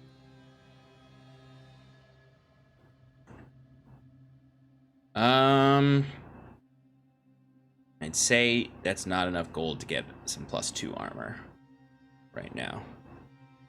But even it's if enough. I trade in the studded leather that I had.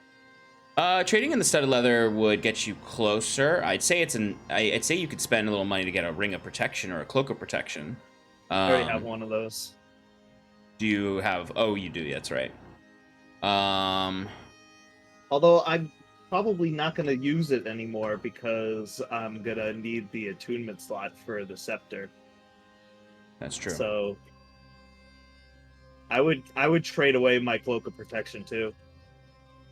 Okay, I'd say if you trade your +1 studded leather armor and your cloak of protection, and pay 4,000 gold, you could get +2. Let's see, that would be around. It's basically like giving me the same AC I had before, but one less attunement slot.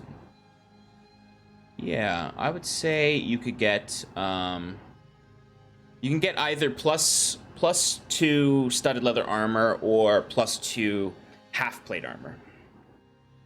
I I'll know take that the half plate studded leather. comes with a disadvantage on stealth, but it would be more armor. I don't know. It might affect dexterity too. There would be a dexterity cap, right? There might be, yeah. Yeah, I can't lose my dex. Let me confirm that just to be safe. Let's see, it's 12 plus dex modifier, and then the half plate is 15 plus dex modifier, maximum 2. Yeah, I can't take that, so I'll just take the half plate. I mean the other one, the stud leather. So what's your AC right now? It with both the studded leather and the cloak of protection on, it's 18. With the cloak of protection off, it's still 18. Wait, how does that make sense? So with It should be 19. half plate armor would get you to yeah, it would just get you to 19, so it would be the same. Yeah. Because let's see, if you're studded leather, what's your dex modifier? My dex modifier is +10. Wait, no, that's my save. +5. I have 20 dex. Yeah, so the studded leather would get you there and free up a slot for your other magic item. All right, so yeah, that's the plan. You said 4 grand? Yeah, 4 grand gold and trading in the other stuff. Very good. I will do that. Yeah, because the half plate would just get you to 19 with disadvantage on stealth checks, so it wouldn't be worth it.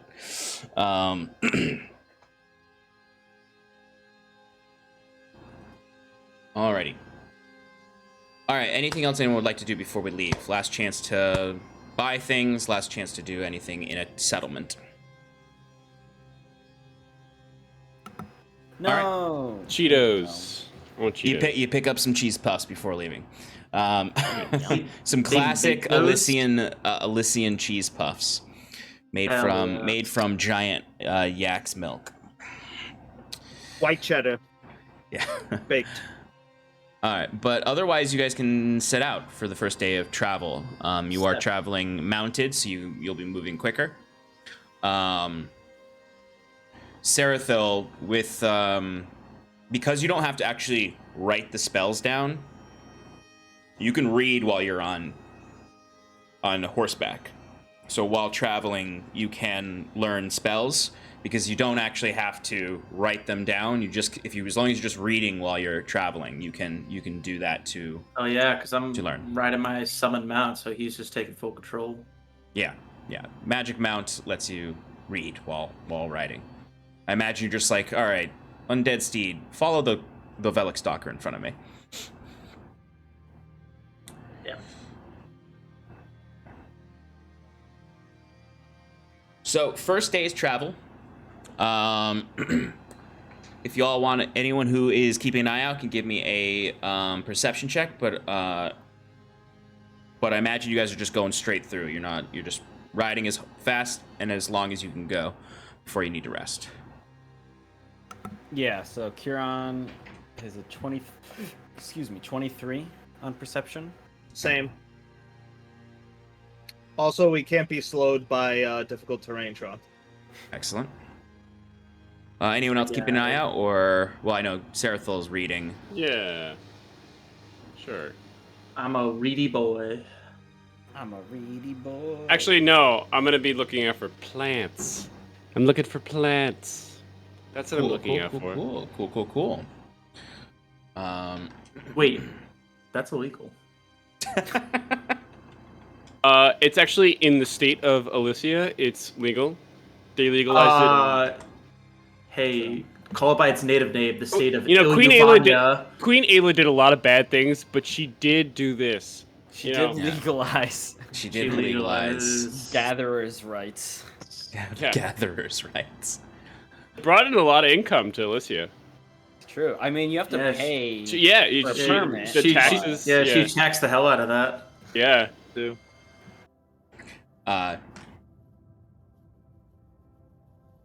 That kind of stuff. I'm sorry, I got distracted because the music stopped, but it's just the end of the song. That actually, none of that would actually be Queen Aella's policies. That would all be the sovereign of of Elysia. So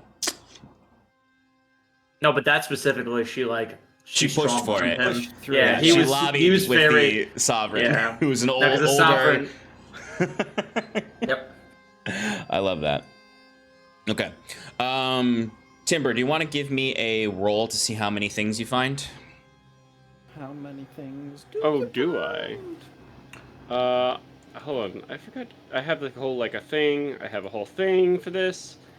Okay. Yes. It's no modifier. Oh wait, no, there's a modifier. Beautiful. Okay. All right. Sorry. It's been a while since. It's been a while. It's been a while. Oh, okay. It's pretty good. What'd you get? 15 plus 9. Gives you exactly 24. what you need to get the maximum number of herbs. Yeah. All right, let me roll for this, and I will tell you what you got. Yeah. Okay, you are going to get 6 herbs. Alrighty. Wait, you rolled a d10 and you divided by 2? No, I decided to multiply it by 2 because I didn't want to give you less herbs. I felt like giving you more herbs. Thank you. Are you gonna give him random herbs or? I'm picking the herbs because this is a unique territory. I forgot what they're called. Give him those mana leaves that Jago used to. Oh, the mana leaves that he would just get high off of. Would give him haste, but would make him also be delusional and dazed. So you are going to get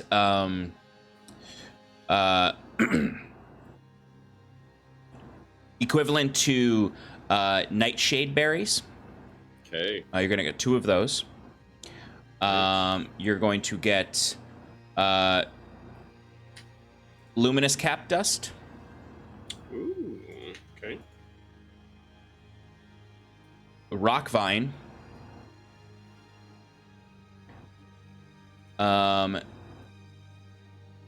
Ironwood heart. Oh, I had one of those.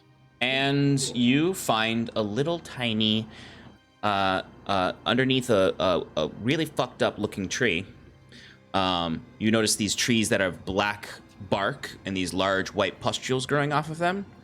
Leaking out of one of the pustules, you find some elemental water.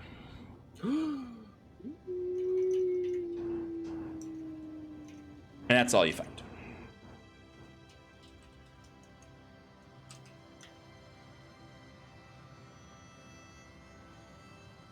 Good job. Okay. And I'm gonna sit here for a while and ponder. Excellent. All right. But with your perception checks, generally the day is peaceful. What you notice most is just the dour atmosphere of this byway. So this is an ancient road built by the Arcanists that served Aella when she first settled the Elysian Vale and the Mordnari Hollow. And you would it's a despite it being thousands and thousands of years old, this road is quite well preserved, and much better than any road that most of you have traveled upon, save maybe Sarathil, traveling on the old roads of the Gwyn Empire. You pass by, in the distance, you see several ruins of old settlements. The Mordnari Hollow at one point was covered in settlements, almost to the point when you could perceive it as a mega city in a lot of ways across this awakened byway, very similar to the cities of your time, Sarathil. It reminds you thoroughly of Ultimastra. In the ways, and these ruins look like they could almost be ripped from Ultimastra and planted here, with some architectural flourish that's different. Primarily in the ways that they have much more open architecture. There's a lot more courtyards, a lot more openings in the domed topped structures. Because sometimes you see like a collapsed in dome, but other times you see one of these architectural domes that have an opening that a window would have been fastened into, pointed directly towards where the crescent moon is. Elysian architecture is open so that they're open and built as high as they can be, so you have maximum view of the crescent heart moon. So there's a lot of collapsed buildings that were once tall towers. Those of you who got higher than a 20, which is I think everyone who rolled, you would notice in these ruins occasionally little humanoid shapes of etherealness, and they start to like slowly move towards the road. And the longer you go on the road, every time you look behind you, about 100 meters away, you would just see gatherings of these specters. Huron, you know these to be the ghosts of the ancestors who died in the Lay Sanctum explosion. They don't seem to be the Lay Sanctum explosion that happened here, not Ultimastra. Yeah, the one that happened in Theris Moor, back when it was called something else. But they seem to be keeping their distance for now on this day. But night comes. Sarathil picks his head up from the book he's been reading all day. Kiran and Talray have their eyes peered on these ghosts. Timber comes back with a bunch of plants. Scarlet, I imagine, is keeping an eye on the party and the immediate surroundings. Not peering into the distance, but keeping an eye on listening for threats. But it comes to the time where you must decide And if you... Ekbarlgoth is there. Oh, yeah. What is Ekbarlgoth doing? What a guy. What a guy. No, he's just Hitting some trees. chilling. Yeah. Yeah, he's just waiting for a fight. Yeah, I imagine Ekbarlgoth every now and then, if there was something like threatening, would like try to slow the party down a little bit. Yeah. Do you think maybe we should... No, Ekbarlgoth, we need to keep going. They're not a threat. They're just wandering lost souls. I could finish them off and send them off to the hells. Much nicer there than this, dreary place. But nonetheless, you reach the point when the Velic Stalkers begin to tire. The rest of you have mounts that don't tire, but they begin to tire. And you must break for the night. Technically, Kaze's his own mount. So. Yeah, Kaze tires. I'm tired, okay? my dead mount gets tired. It gets tired when Sarathil gets tired, and Sarathil's been reading all day, so he's starting to nod off. But you have traveled one day on the byway. Cool. Ooh. How many hours did I shave off? I needed 10 more in the morning, so... So in the morning, you would have, I'll say you got 2 in the morning. And then you guys were traveling for 8 hours, so you would have been able to finish the Mind Blank tonight, this day. Very nice, very nice. Cool. I'm going to... I probably should prep it.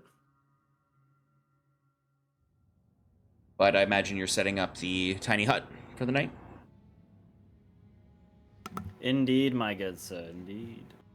All right. And everyone else, I'm sure, is resting. Is there anything else you all would like to do? Yeah. I'm looking at vials of things that I have. Things that you're thinking about dumping out? Pretty much, yeah. So I got 3 vials of blood.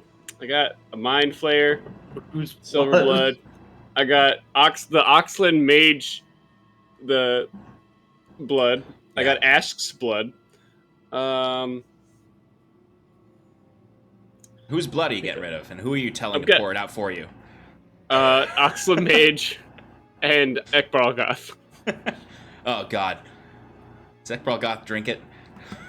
Or he'll probably like pick it up and goes, what exactly is this? It's some puny mage's blood. He You smells smell it, it. and it is infused with ichor. Oh. Drinks it. It's Oh. spicy. Yeah, this mage, you taste this, Ekbralgoth, and you sit there and you think to yourself, I wonder which tabernacle this mage is in right now. Yeah. And do you want the blood of a chained god? Oh, now here's something special. I give him Ashk's blood. I've got no use for I it. imagine he walks a couple feet away from you every time he opens these, so that Yeah. you don't. You smell this one, and this one is interesting. It's other planar, which is more exciting than something that's half planar and half demon. Yeah, it's curious. Are you giving him this blood, or? Oh yeah. Okay. Can you? I need the vial back, so you could. Drink it or dump it. Ekbralgoth is going to take the blood and pour it onto the Heart Swarm's Vihander he has. Just Okay. feed it a little, the blood of a chained god. You watch the flesh that makes up the ornate designs of this Vihander. Almost, because this blade, when it's in its dormant state, just sort of has like layers of flesh on it, and like almost like veins that are wrapped all around it like roots. And they all seem to react to this blood and convulse a little as it drinks it all up. Does that make you happy, my sweet? He says. He almost like pets it. Are you talking to me? Oh. I was very confused. No. A good warrior knows you must sate your blade, and it's been some time since she's feasted. Right. Can I get that vial back? Empty vial. Yeah, he tosses the empty vial back. Wait, but stay here. Stay here. Of course. Whatever you need. It's not about what I need. It might be what you might want. Ekbralgoth, these Vihander gets one charge of the Eye Bite spell. Oh, that's a good spell. I like that spell. Sean, I'm gonna make 2 poaches, which I already rolled for, and it was gonna be using the Ironwood Heart, and one of them I failed. So Okay.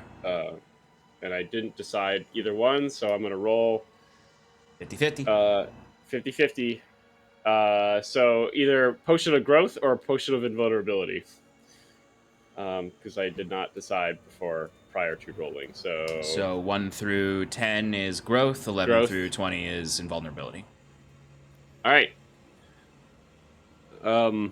You might want this, Ekbarlogoth. This is a dud. As I pour out another one. Potion of Invulnerability. For sure will Another help you. one. Did I give you one already? Yes, you did. And I never used it. Ah. Well, you could, sorry, but I appreciate the gesture, all of these fumes that I've been inhaling, my memory losses. That Timber's eyes are bloodshot.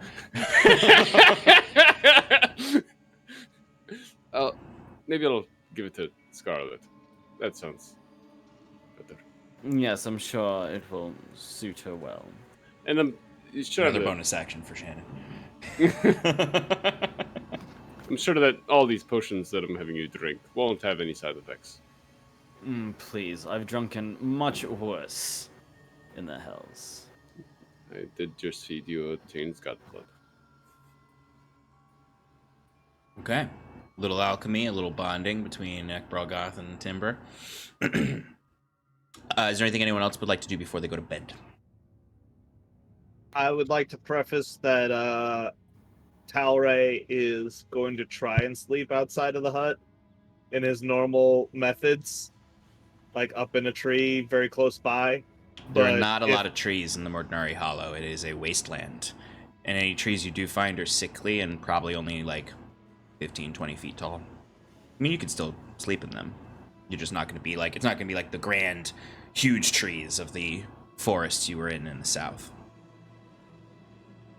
So, is one of the trees like right next to the hut? The byway? Or yeah, I mean, if you're building the hut on the byway or just off the byway, you'd be able to find a tree within 50 feet of it. all right, so it's like a weak tree. I don't climb it. I stay below it, but Okay. I like keep my back to it, and I try to sleep outside because I just don't feel comfortable inside. If it seems like it's gonna be dangerous or something like that, like maybe I'll take the first watch, and if it feels like it's gonna be dangerous, I'll move inside. Okay. Is everyone else staying inside the hut? I will, Oh, yeah. but I haven't talked to my sword in a very long time, my Prongs of the Black, and I definitely wasn't just inspired by Ekbralgoth taking care of his sword. So I'll I'll sit in the hut and do it, so I'm not by myself, and I'll just kind of tell everybody in there, just like, I'm going to try something. I'm going to try and meditate with my sword and see what happens. If anybody cares. Weird flex, but okay.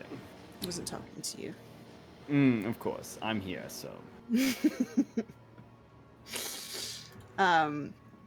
So I'll just kind of like find a place and get comfy, sit crisscross, and lay the Prongs of the Black down in my lap, and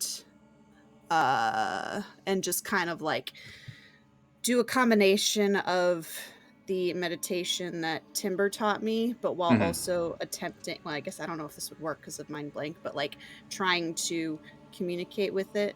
Yeah. Will that still work? Yes, it will. Because it is intimately bonded to you. Excellent. Just kind of like saying something like, we have quite the fight ahead of us, and I don't know if there's anything more I should know about you or anything else you need to know about me in order for us to work together, but if there's anything you can do to help save the world, now would be the time. Give me just a straight charisma roll. Straight charisma. It's not great. 11. The blade wakes up, as it does. Becomes the snake, inky, sludgy form. With the loose shards of sharp metal sticking out. It might actually, like, Ekbralgoth might actually be like, oh, okay. All right. In my meditative state, I just give you the finger.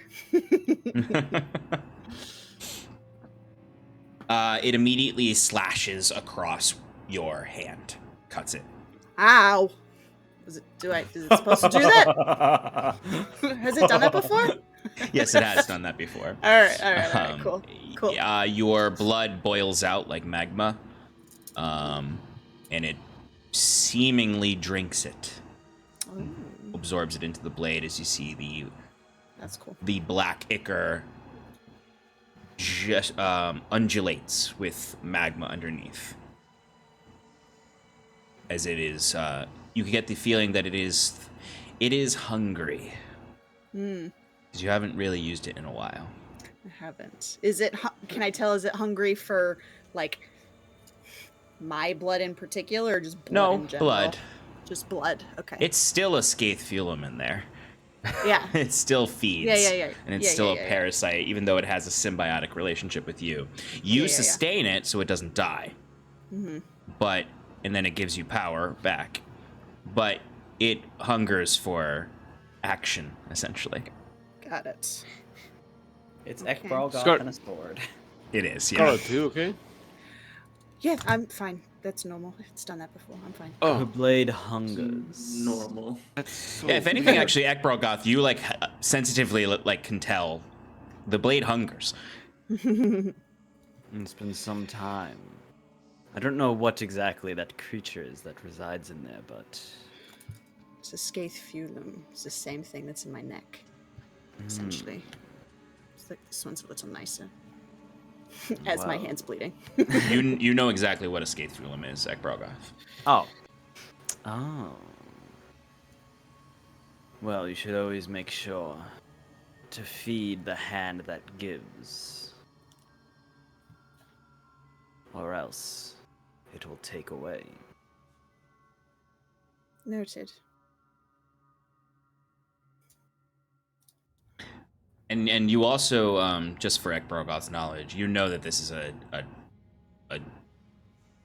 infant Scathefulum. You know that they take on the gelatinous form when they're children, and the more souls they eat, they eventually become full dreadlords. Fun. This one's not eating souls, though. It seems to have agreed not to, but it does still hunger. Leaning, I imagine at this point, like, Ekbralgoth has, like, scooted in front of Scarlet. And as she's, like, meditating, he'll just lean forward and go, "You know, little one, if you're ever looking for a master that's a little more amenable to your hungers." Back up, please. Of course, my apologies. Thank you. wait, does it need blood? I can supply some. Do you have more? Do you have some you need to get rid of at the moment? No. If it's magical, it's mine.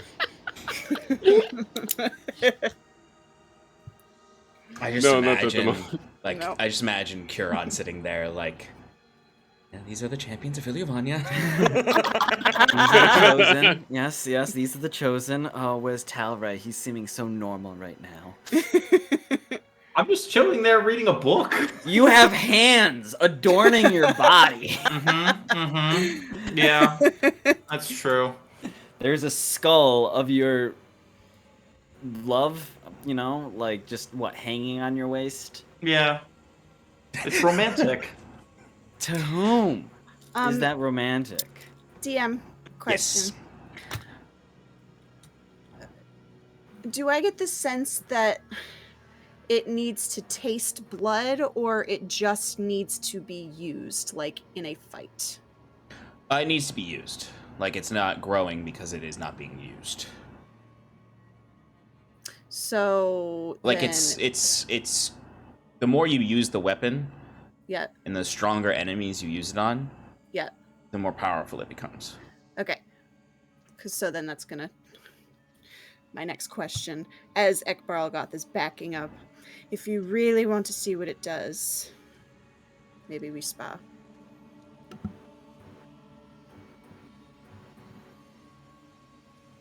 This huge grin, and you can see his fiendish teeth appear as he goes, "I would be honored to spar one of the champions of Ilyavania. You're a champion too?" Yes. Well, of Zendariel, but... Okay. Alray's just covered with mud and moss outside and is just hearing like mumblings Yeah. from the inside of the big orb. I think that's And one of he's my just, like, favorite images of Squinting his eyes. Talray. It's just every night he goes and just smears mud all over his body and hides in a tree to sleep. What, you know, he is a wood elf. Do you guys want to spar tonight or along the way? Yeah. We'll Both. say along the way, maybe Oh, when it's okay. like, because I imagine at this point we've been camped for a little Yeah. bit, so... Yeah. Yes. It's just kind of like just a check in with the sword, see what it needs, and we can start tomorrow. Mhm. Okay. Another night passes. Sarathil, if you want, you can learn the teleport spell within your 4 hours that you don't need the rest. since I think it's more beneficial since we're sedentary here and I could read while I'm on horseback, I would actually prefer to use Identify and study the vial of the water that I have. Excellent. So give me an Arcana check for studying the water to see how much you learn of it. You'll gain the base properties with the Identify spell, but you'll also gain more with the Arcana check. 24. 24, okay.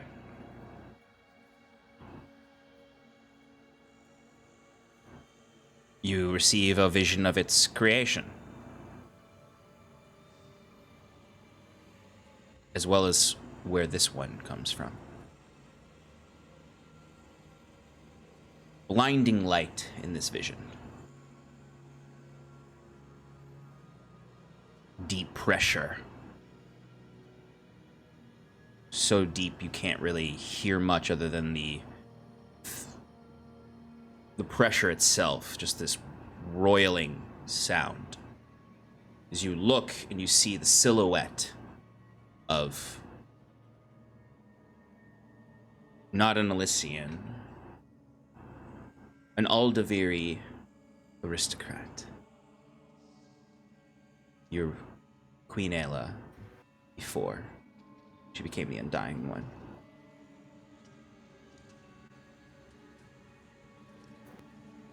Holding her arms out like this, as she is holding back the entire energy output of a lay sanctum. That is critical.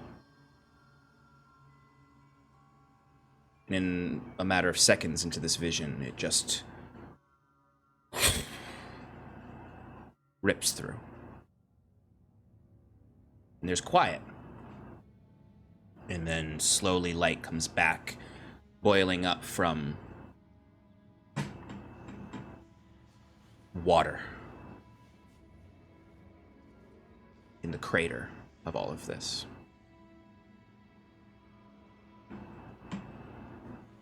The sky is black with smoke and soot and ash and dirt. But the first light comes in small pieces in the water that remains in the crater. Slowly bleeding out into this pool.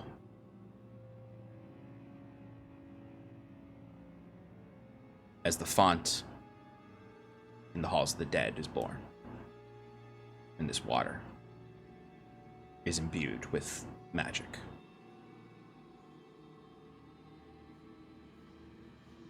The vision fades into another vision.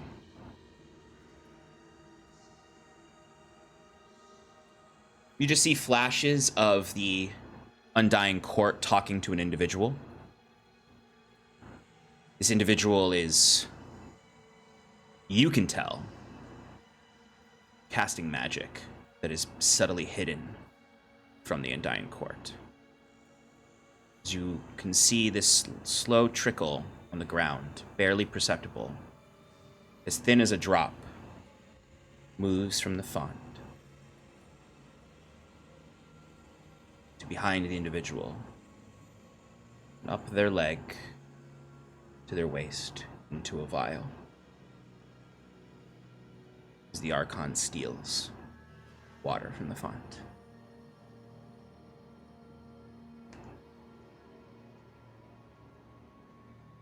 And that's it. This water is both celestial and fey infused. Okay. And there's something else in it. You're not quite certain. Something mingling with the celestial and fey energy.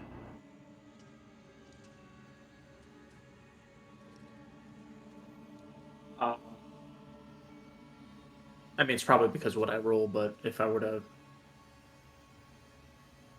do another Arcana check at another time, could I try to untap that, or? Potentially, but every time you It'd be investigate, harder. it gets harder the next time. So Okay. you could try again in a following day, but it'll be a higher DC. Okay. All right, interesting. I'll have to to ponder this.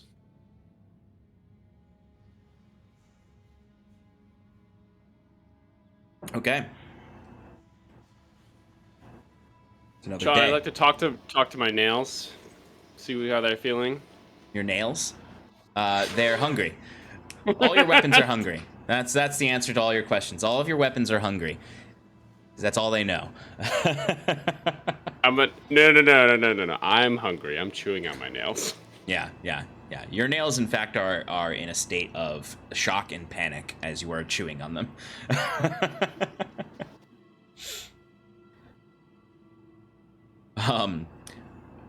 Early the next morning, maybe around 4 a.m., the undead boys, who would be awake at this time, would hear like the sound of something crawling nearby. And then, Kieran, you would look and you would immediately hear something climbing on top of the bubble. As Kieran, you would see a yellow drake has decided this magical bubble is the perfect place to lay this lovely morning. As you know, they love to lay on veins of magic, and this is a big bubble of magic. Oh boy. For what you see, Sarathil, because I know Stefan knows what a yellow drake looks like, but it's a yellow-scaled dragon, fairly large. This one is not an adult one. This is a young one. It's only large. It's not huge. They have shriveled wings and can't fly. And as it comes to rest, you see it starts to fade in and out of invisibility because they have scales that are imbued with camouflage. But it has settled down for a little nap on top of your Ilyvanya's tiny hut. Good.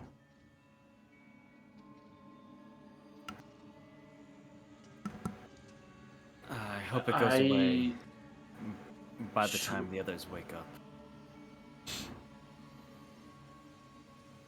I guess we should remain quiet until... Oh wait, Tabary's not in the bubble. No, I'm sure he's doing fine out there. And when Well, he I mean, as awakens- far as he can speak with the dragons, in case it becomes enraged. I'm sorry. In case it becomes enraged. As he's trying not to wake the dragon. Well, let's hope for the best, but yes.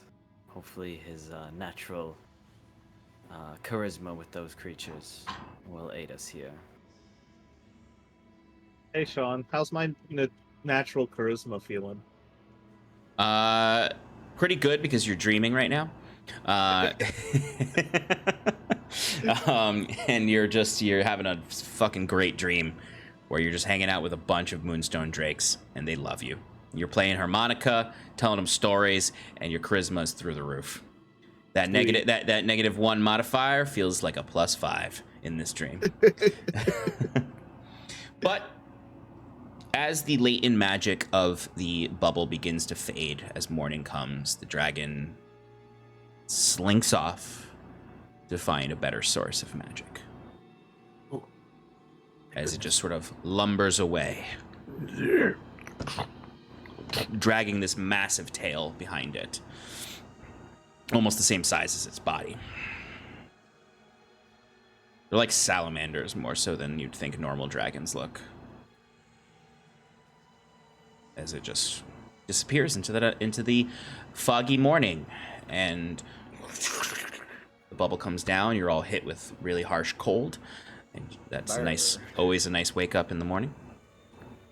And you are on the 3rd day of travel. Let's go. You're getting a lot closer. Let's go. Let me roll my head thing. Diadem. No, I know what I said. Ooh.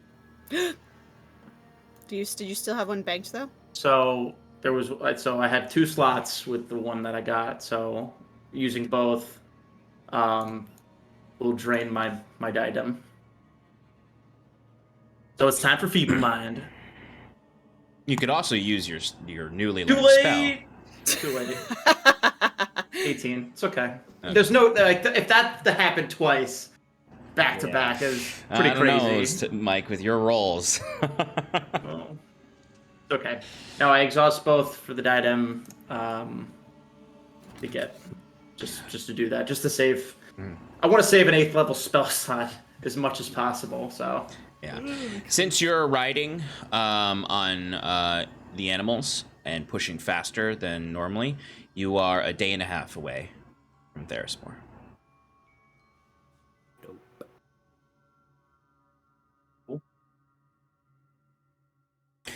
If there's anything you particularly want to do, otherwise I am going to say you move through and you'll get there. We'll just poof there? Yeah. Well, I Ike will- and I were gonna spar, but I don't know if we want to do that now, or if we just want to, role play, or we just want to say that we do it. If we're gonna role play it, maybe wait till next week. Two I of don't you know roll how me this is. 3d20s. Given the schedule of you and Alex, I'm sorry, but I'm going to move through this. Because you Aw. aren't going to be here in 2 weeks and Alex in 3 weeks. That's fair. That's fair. All right. 3d20s. Yep. No modifiers. No modify. Oh. Scarlet, you can add your... Well, I'm using my sword. And I'm Scarlet, using my sword. Yeah, imagine your it's sword. gonna I also be- have a lot of abilities that would change this very quickly.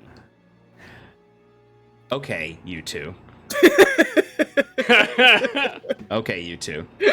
Look, I'm min-max the shit out of this character to be a fight Add your attack roll modifiers you. to them with the magical weapons. with the magical weapons. Okay. Ekbargoth uses that eye bite on Scarlet.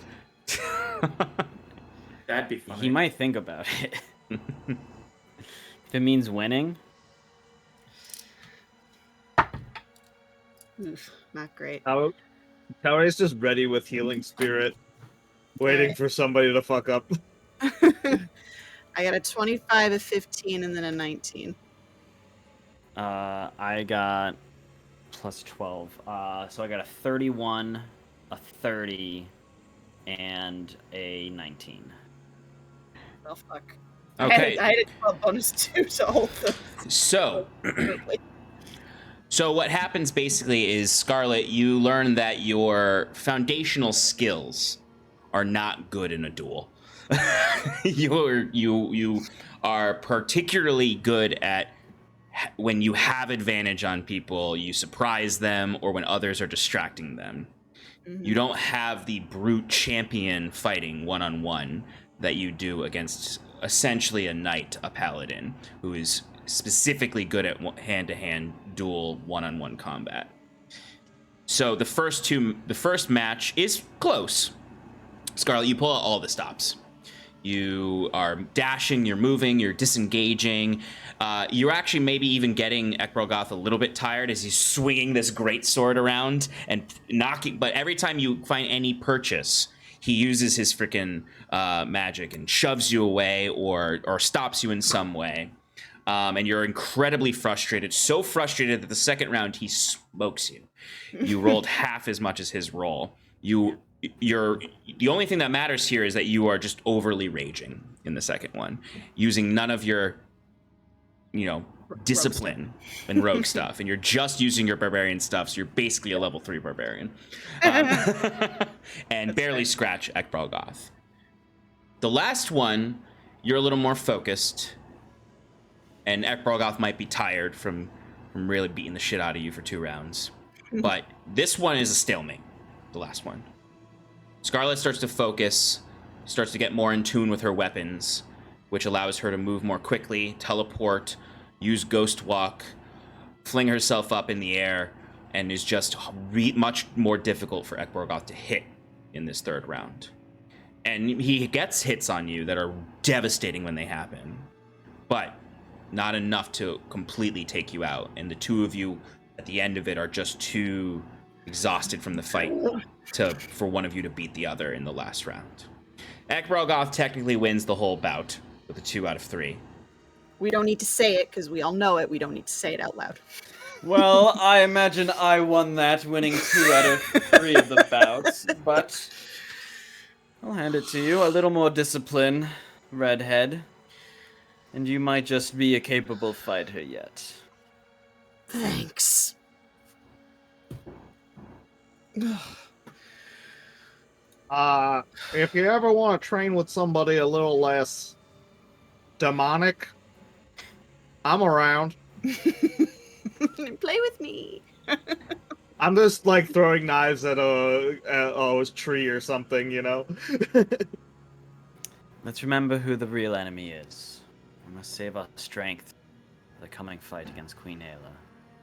And another day and a half's journey. Or wait. No, I'd say this was happening at the end of this next day, so like you guys can see the lights up there some more, and the cracks are above you now in the sky. They're no longer a distance away. You'll be there tomorrow. We'll have the fight of our lives on our hand. And then after that, probably another very dangerous fight against Pallid King, but we'll get there when we get there. Well, what now? We get there when we get there? All right. All right, so it's your last night's rest. Just quickly, Sean, during travel, I'd like to learn teleport if that is possible. Yeah, you have 8 hours of travel to learn teleport. You can actually learn another spell too at the same time. And then polymorph, and then I immediately turn Scarlet into a deer. No. I like to imagine it's like right when you all get settled down, and Sarathil looks to Scarlet and says something like, "Can I try something?" Or yeah, like don't move or something like that. I immediately headbutt you. As a deer. Actually, though, I think I might take polymorph. Yeah, you got the time. Everyone go on with it. I'm gonna make sure. Everyone has a laugh when the deer Scarlet rams Sarathil and no, I'm kills not him. actually. I imagine I see it cross your face and be like, "Don't you dare." Then you have another 4 hours in the night to learn another one if you want. Go on with your description. Yeah. I'll pick one. The night is you all have some difficulty sleeping, predictably, this night.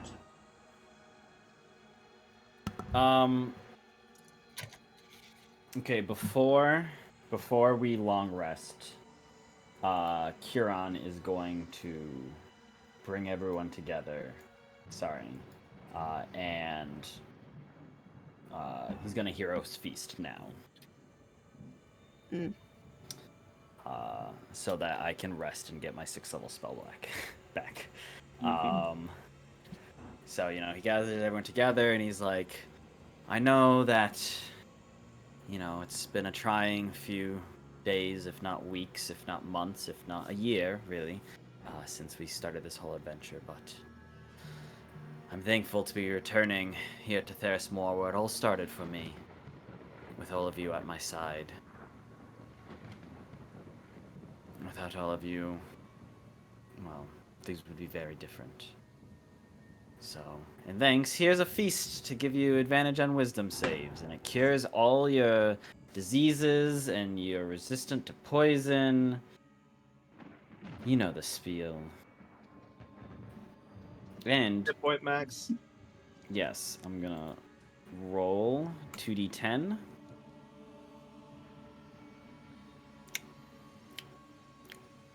Does everyone roll a separate 2d10, or is it just based on mine?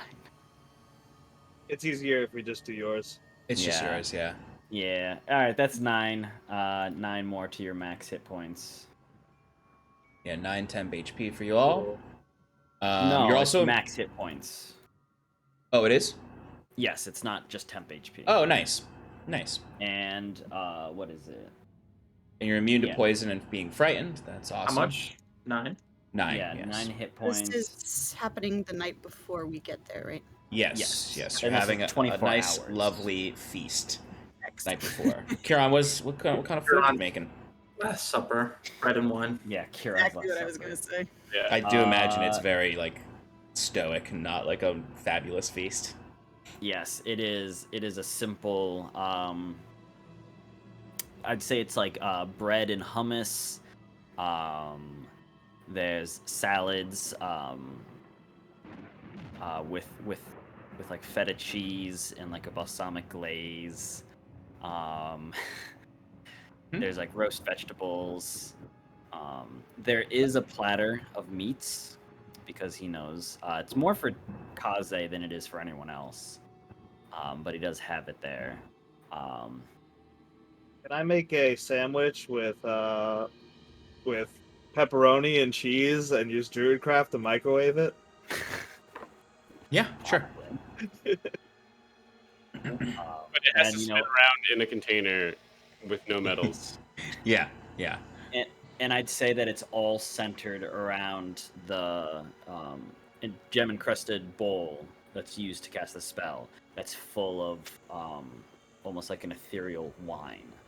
That kind of like is a deep purple and like glints and like in the right light it looks almost silver. And Kieran passes it around to everyone drink from it, and that's like where like the most power comes from. Yeah. And Absolutely. he passes it to whoever is on his right and goes, "This is my," or he takes the bread and goes, "This is my body." Yes. One of you And will this is betray my me. blood. And he's having this serious. Yeah, and He's he- like, and and he one of hands- you will right. betray me. As Ekbarograph, this is like stuffing his face, like. No, I would never. It's a very somber meal, I imagine, unless anyone takes the effort to make it not somber, as you are huddled in here. Above you is the cracking of your world happening on the regular. Thunderclaps. A low thrumming is always happening that has these accents of cracking, like ice cracking. If you've ever heard ice expanding and shrinking and cracking, it's not a pleasant sound. And occasionally you see just this pillar of fire coming from the sky as another piece of your world falls off and burns to nothing, illuminating the pitch black skies. For the last night before Therismore.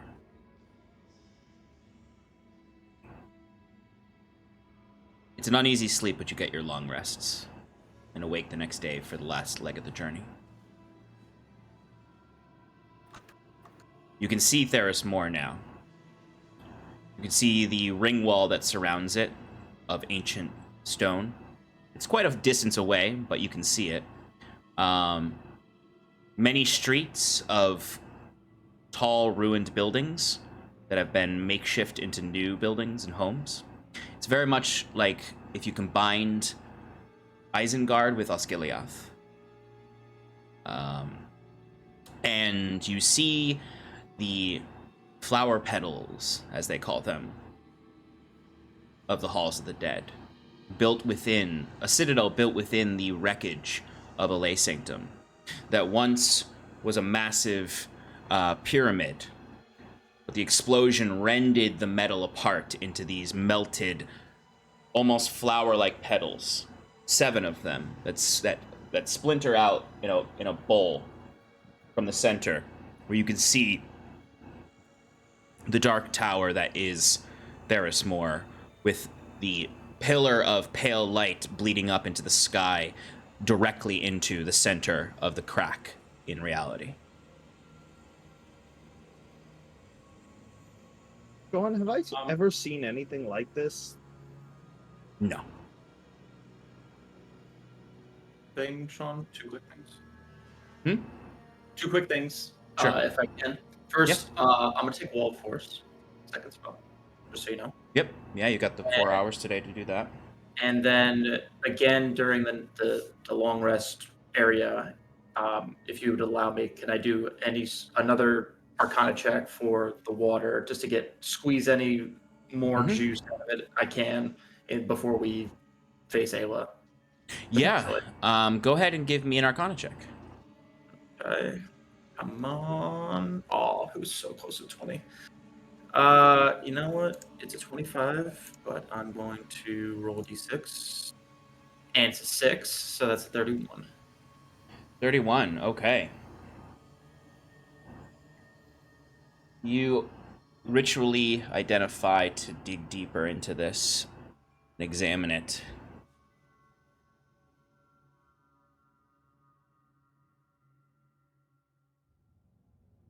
And you get a vision.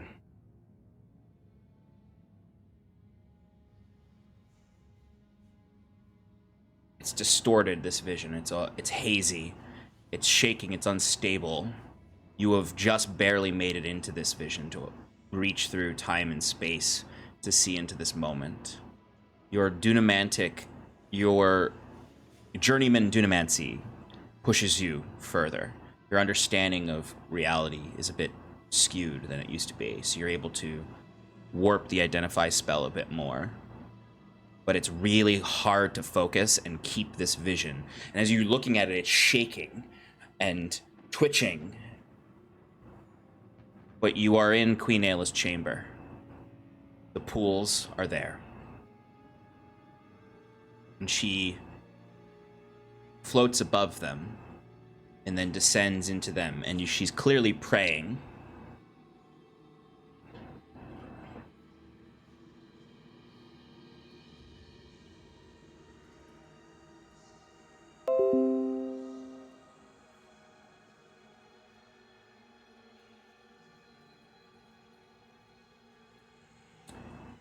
Her voice is somewhat distorted.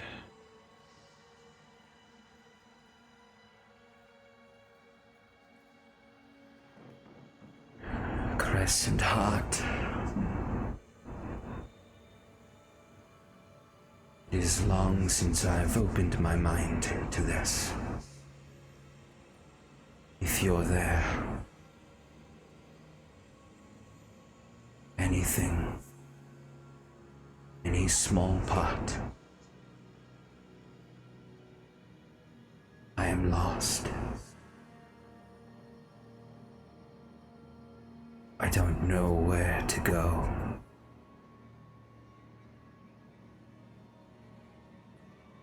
Help me. As the third shard of Iluvina comes out of the pool that she had. And this is where the vision twists entirely. And you see a long shadow behind her.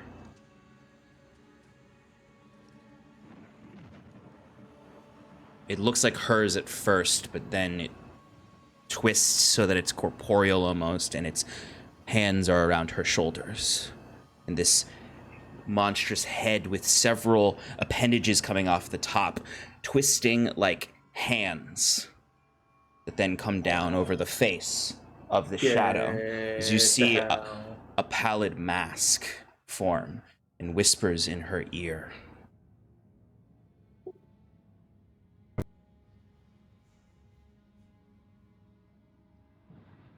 A great threat comes to your world. The one with the pallid mask. Only you can save the children of the moon. Bring us home. Come home to me. A tear falls down Aella's cheek. You're pulled out of the vision.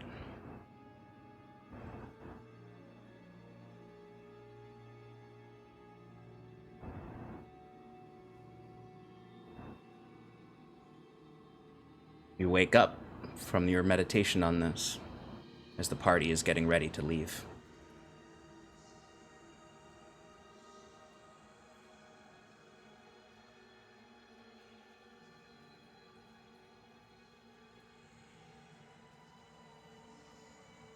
all. Everyone.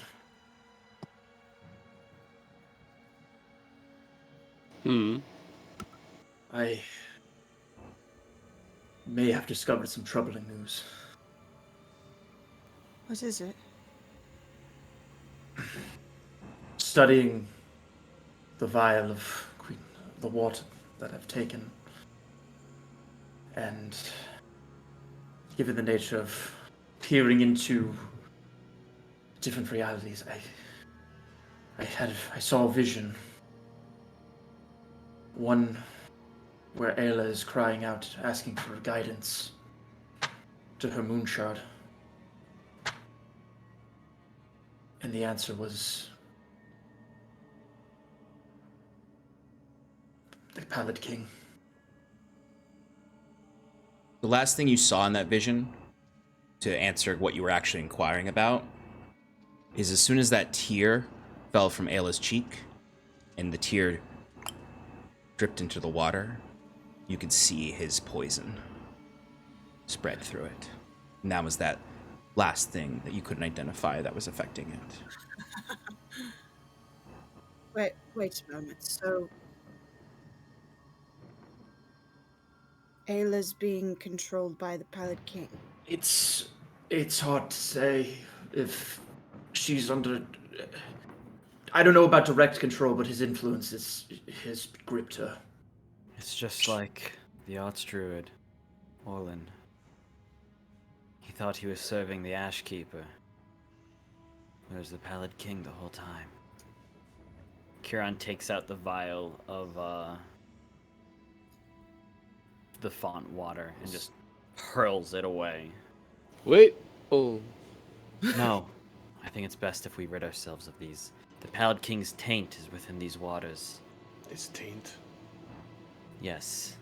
The line from his... Yes. It shatters and just onto the ground.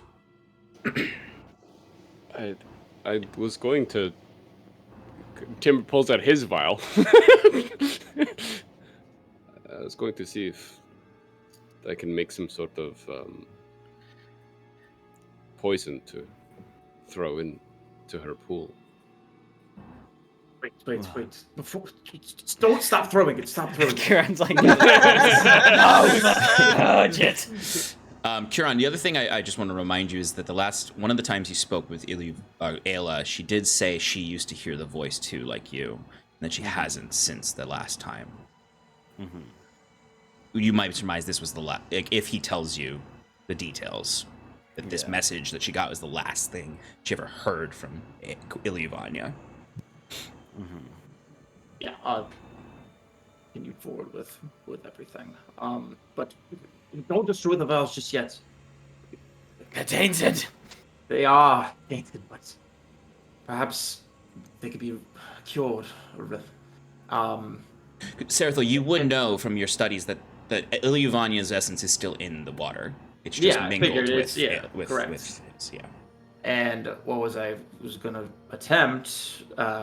Whatever would be correct, either a remove curse or dispel magic, or a combination of the two, to try to remove the influence from the water if possible.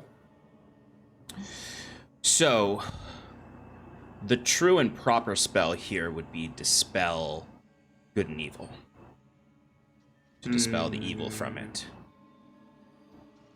Okay. But Then dispel I will- magic That's fine. I'll can still be applicable. It's just going to be a high DC on the intelligence roll. I'll still, even if it can't work, Sarathil will no doubtly try to do that. What level do you cast it at?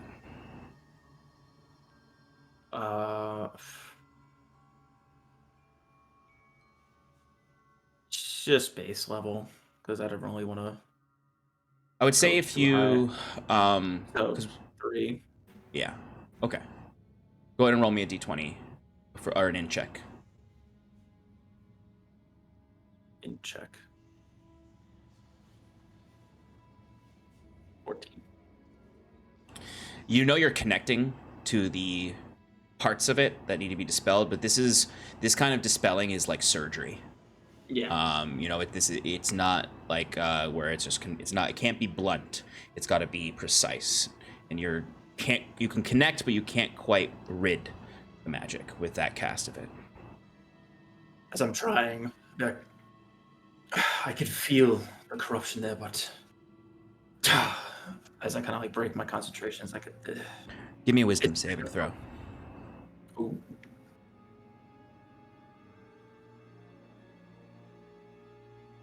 16. Sarathil falls unconscious as he attempts to dispel this. Hey. Timber catches him before he knocks his head on the ground. Hey, Sarathil. What happened? Wake up. I don't know. He was just looking at that vial. you. Okay. All right. Waters are tainted. Oh, okay. Yes, Kiran. Okay. Sarathil, you are in darkness. In front of you, in your hands, is just sort of a small flame that comes from each hand, like a candle. Small, just a candle size. Enough to light your face up. You are looking forward and you see coming out of the shadows,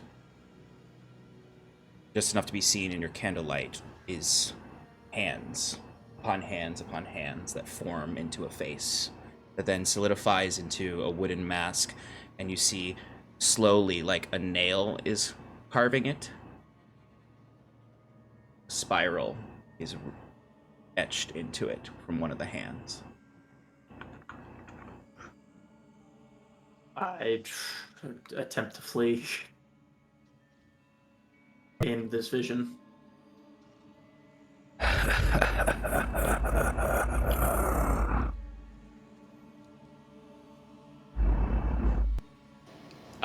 I take out my headphones in my back pocket and I put on.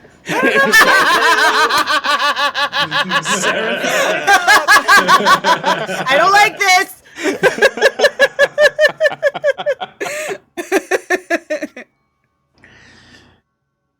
But actually, Kieran's gonna cast Greater Restoration. Yeah, that does it. Yeah. You have a temporary glimpse of an avatar of the Pallid King who pierces your mind for a moment. But Kieran brings you back out of it and you wake up. Just as you started to feel strings attached to your arms and legs. Yeah. Oh, Jesus. Oof. No doubtedly. As now Sarathil will take the vial, which he probably still had gripped in his hand, and just place it. He won't throw it, he'll just place it down and be like, awesome. My suspicion is no doubtedly true. I saw him just now.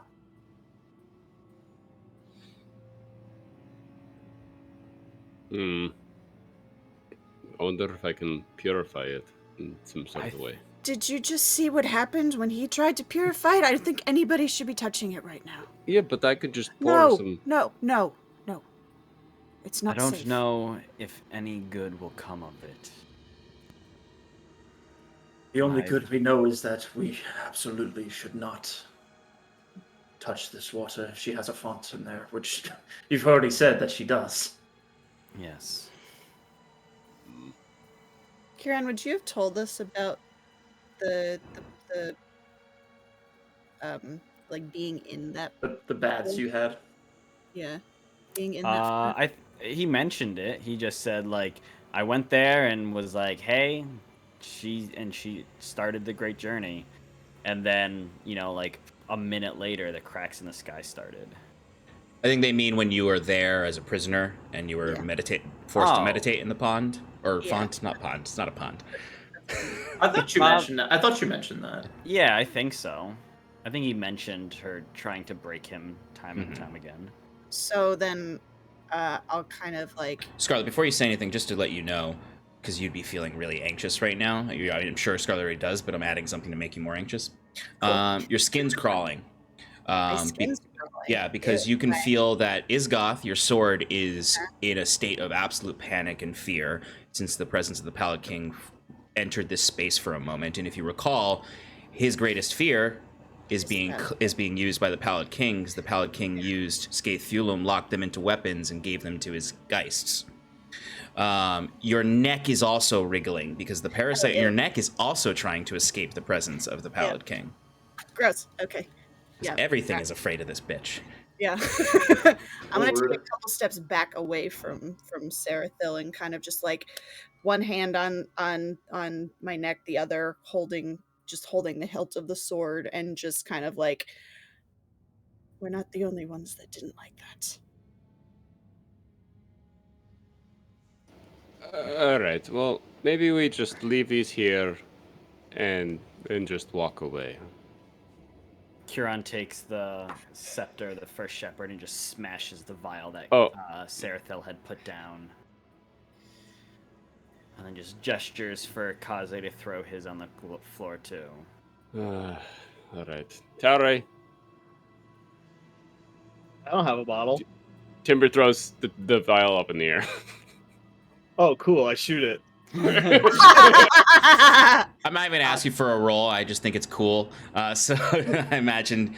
Actually, you tell me what it looks like when Tauri just from the hip fires this off. Tauri looks towards Timber, and then when he sees he throws it in the air, he like waits a second or two for it to get to like apex height, and keeps his eyes on Timber as he like shoots behind his back and blows it up. Since you're giving it to me, I gotta make it flashy. Yeah. After the shot, Timber gives you a wink, and then I just nod. All the vials have been smashed. As the liquid inside drains into the earth or dries up in the air, your last chances of teleporting in are gone. Just fine. Those poor vials. I could have reused them.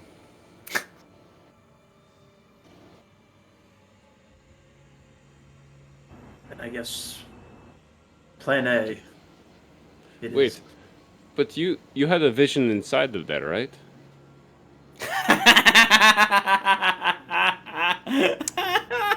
I fucked up.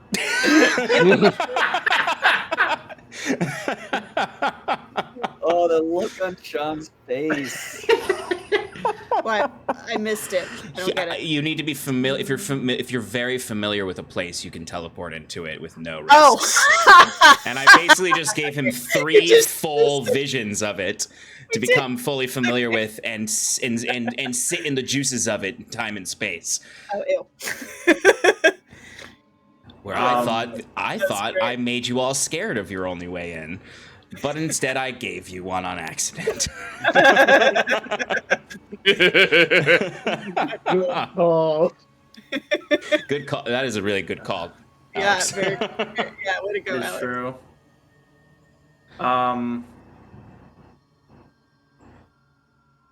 So what I want to use the last moments of tonight for is for you all to set a plan of what you're going to do. So what's the plan? Good idea. Thank you. Sorry, Sean. Are we walking in guns blazing or gun blazing? Fists rising, swords unsheathed, spellbooks opened and being read. We get it, Timba. Sorry. Yeah. Don't have a universal term here. If we could teleport in, I think that's our best bet. I'd say we just.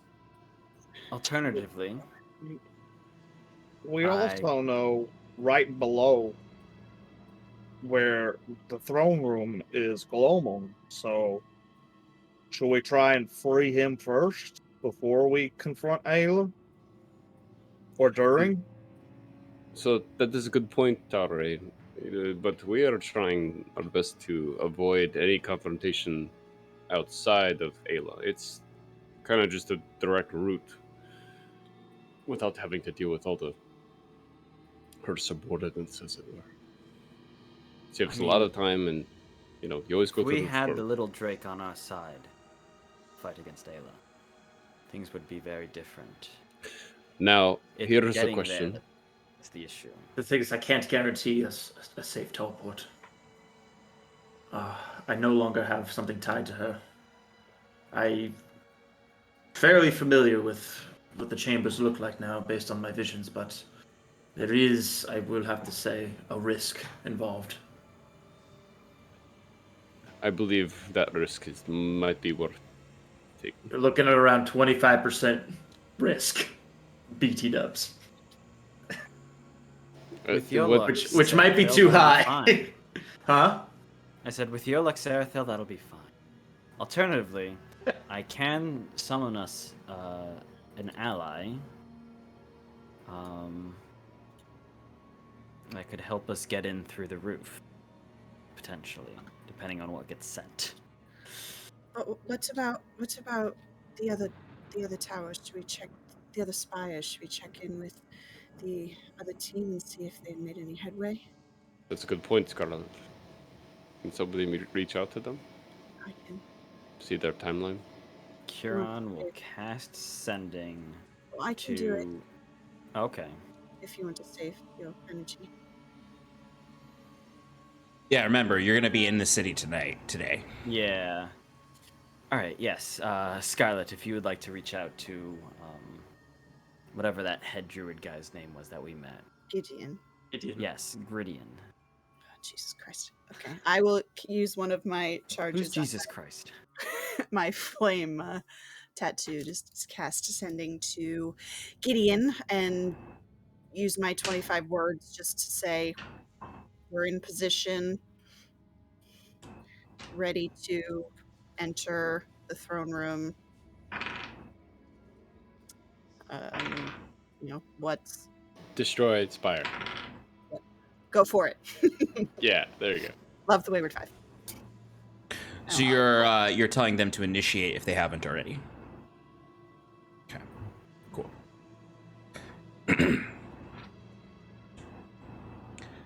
Rowan. It's good to hear from you. Good to know your allies are still alive. And though I only just saw you yesterday. We were just...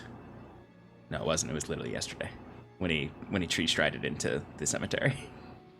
No, because we've been traveling. Oh, sorry. You're right. It's been 5 days. Or it's been 5 days. Yeah. Then take back the last thing I said. It's good to hear that you're still making your journey. If you're striking today, then we will make our move. With the wizards on our side, we can move quite quickly. And we have many allies. I don't know how much it will draw Ella's sights from you.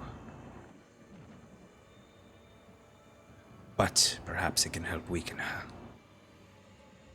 At the very least, a spark of resistance will be born, and the veil will be free. Good luck. I relay all of that to party. Saying, they're ready. They're going to strike. So we can do. I need all of you to roll a d20 and tell me what you got. Hopefully the Gloom Lord is in position as well to aid them.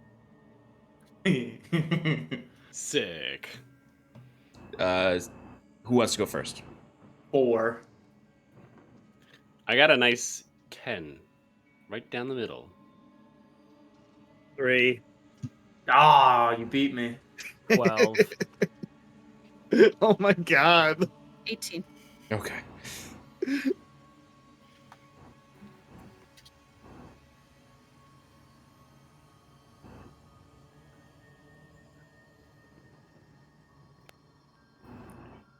The average is just over 10. Yeah. It's not, You're welcome. Not looking too good, Yeah. guys. Pull your weight, guys. Whatever that means.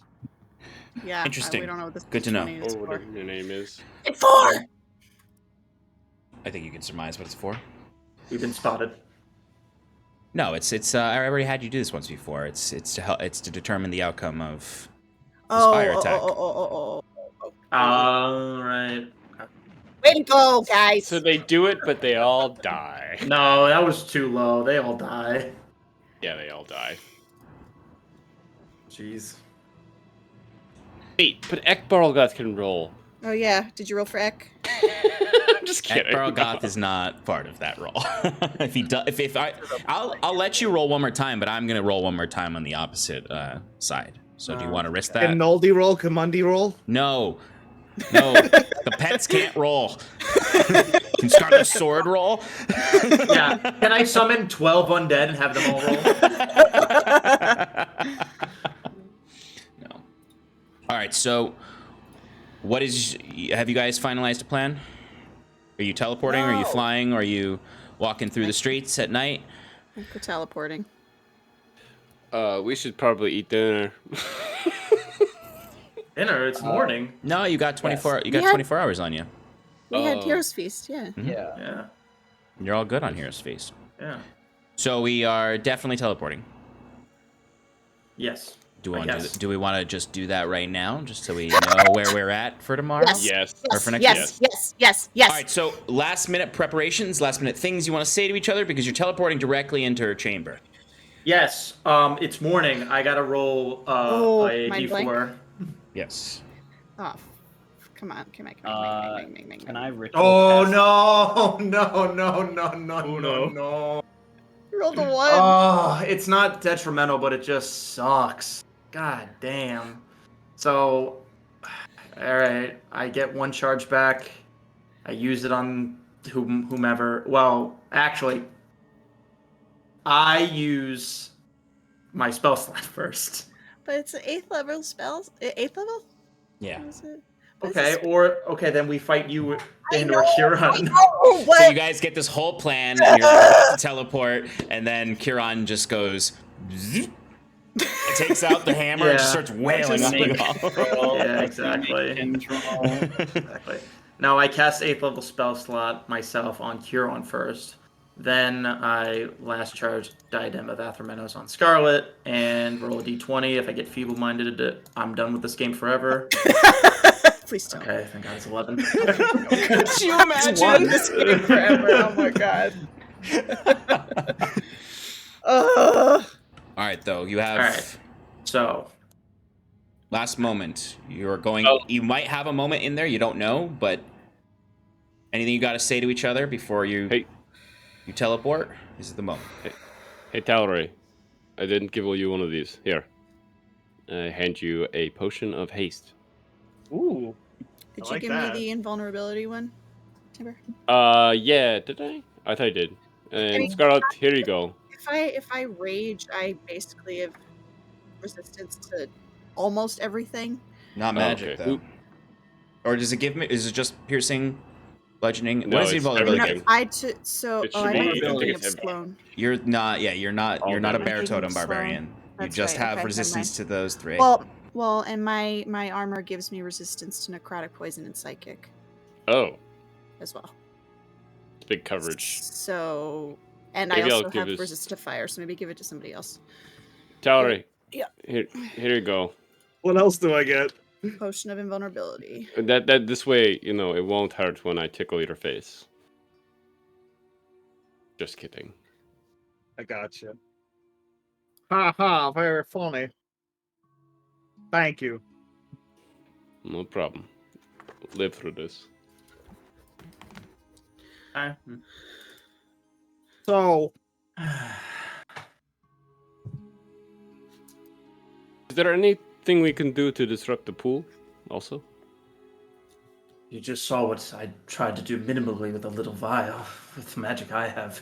well, I meant like physically, my question is, if we're going to be teleporting to her altar, and we know that the font is there, isn't that just as dangerous as picking up that little font that we just had? Like, aren't we just going to be teleporting ourselves straight into a pool of evil?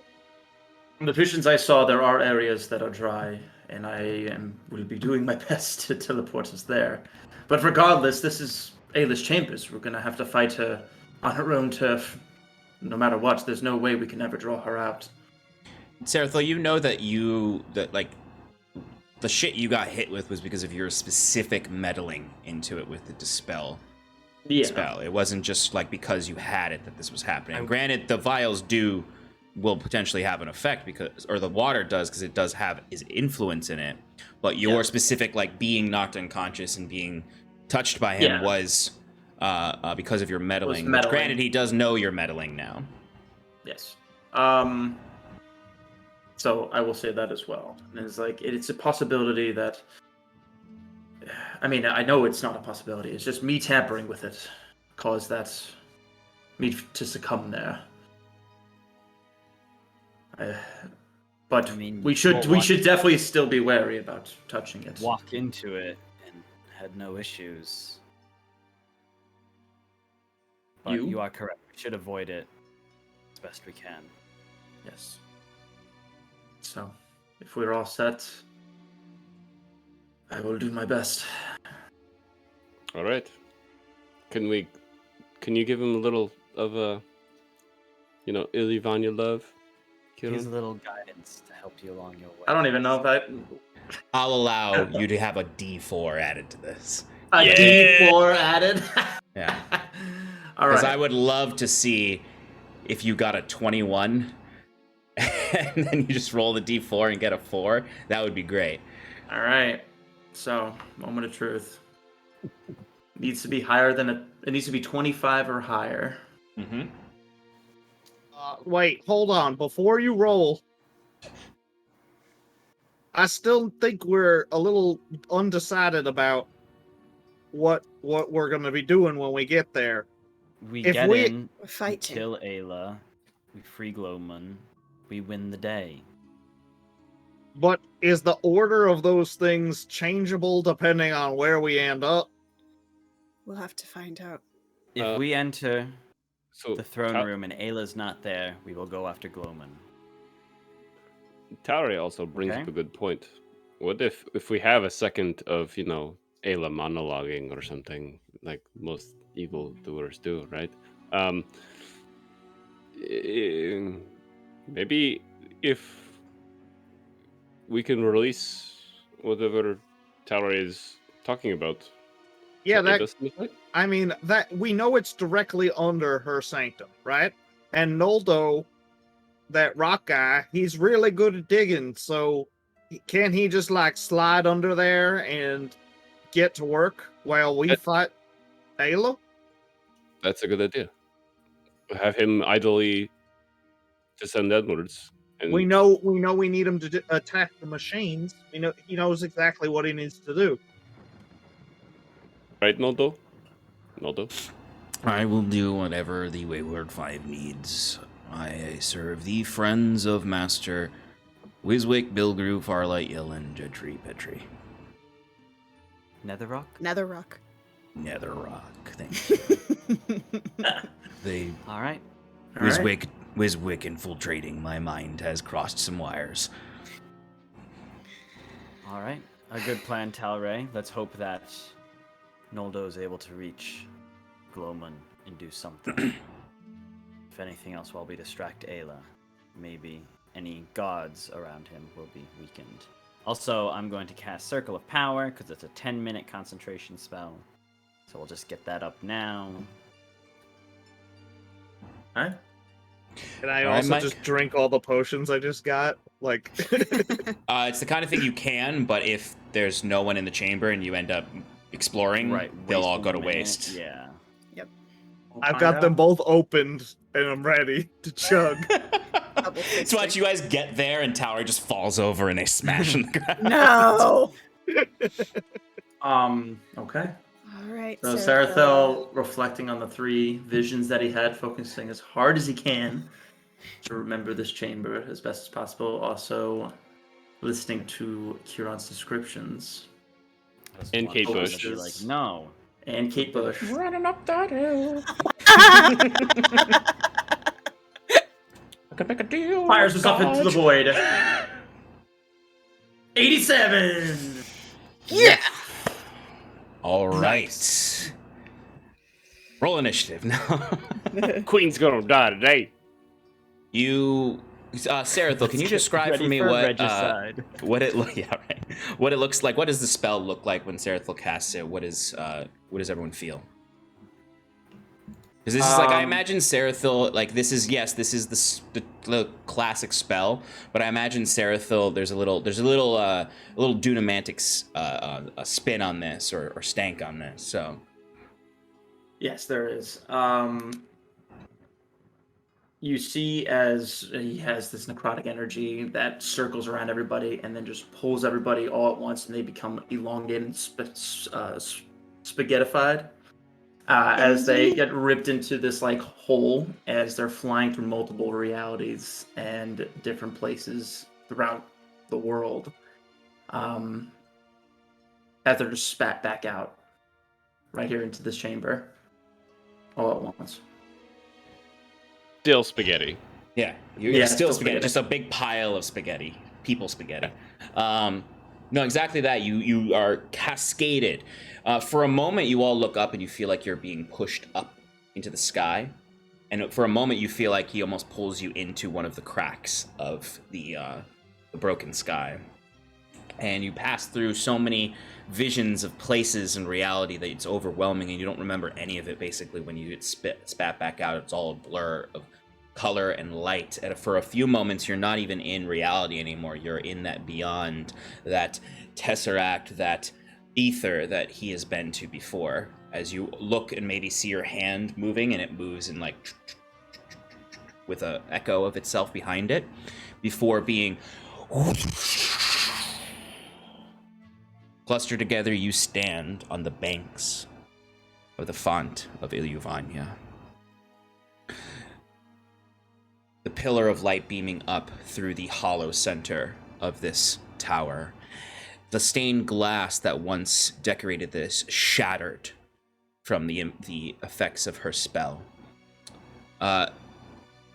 Elevated up about 120 feet in the air, spinning, is a little moon. Is she there? You hear boots in water. Single set.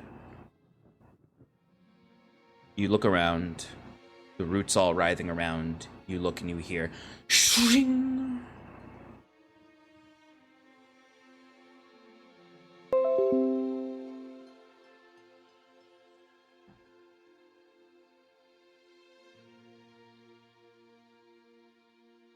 You've returned, heretic. You see Rodrin the Bold standing in the font as he's drawn his two long swords.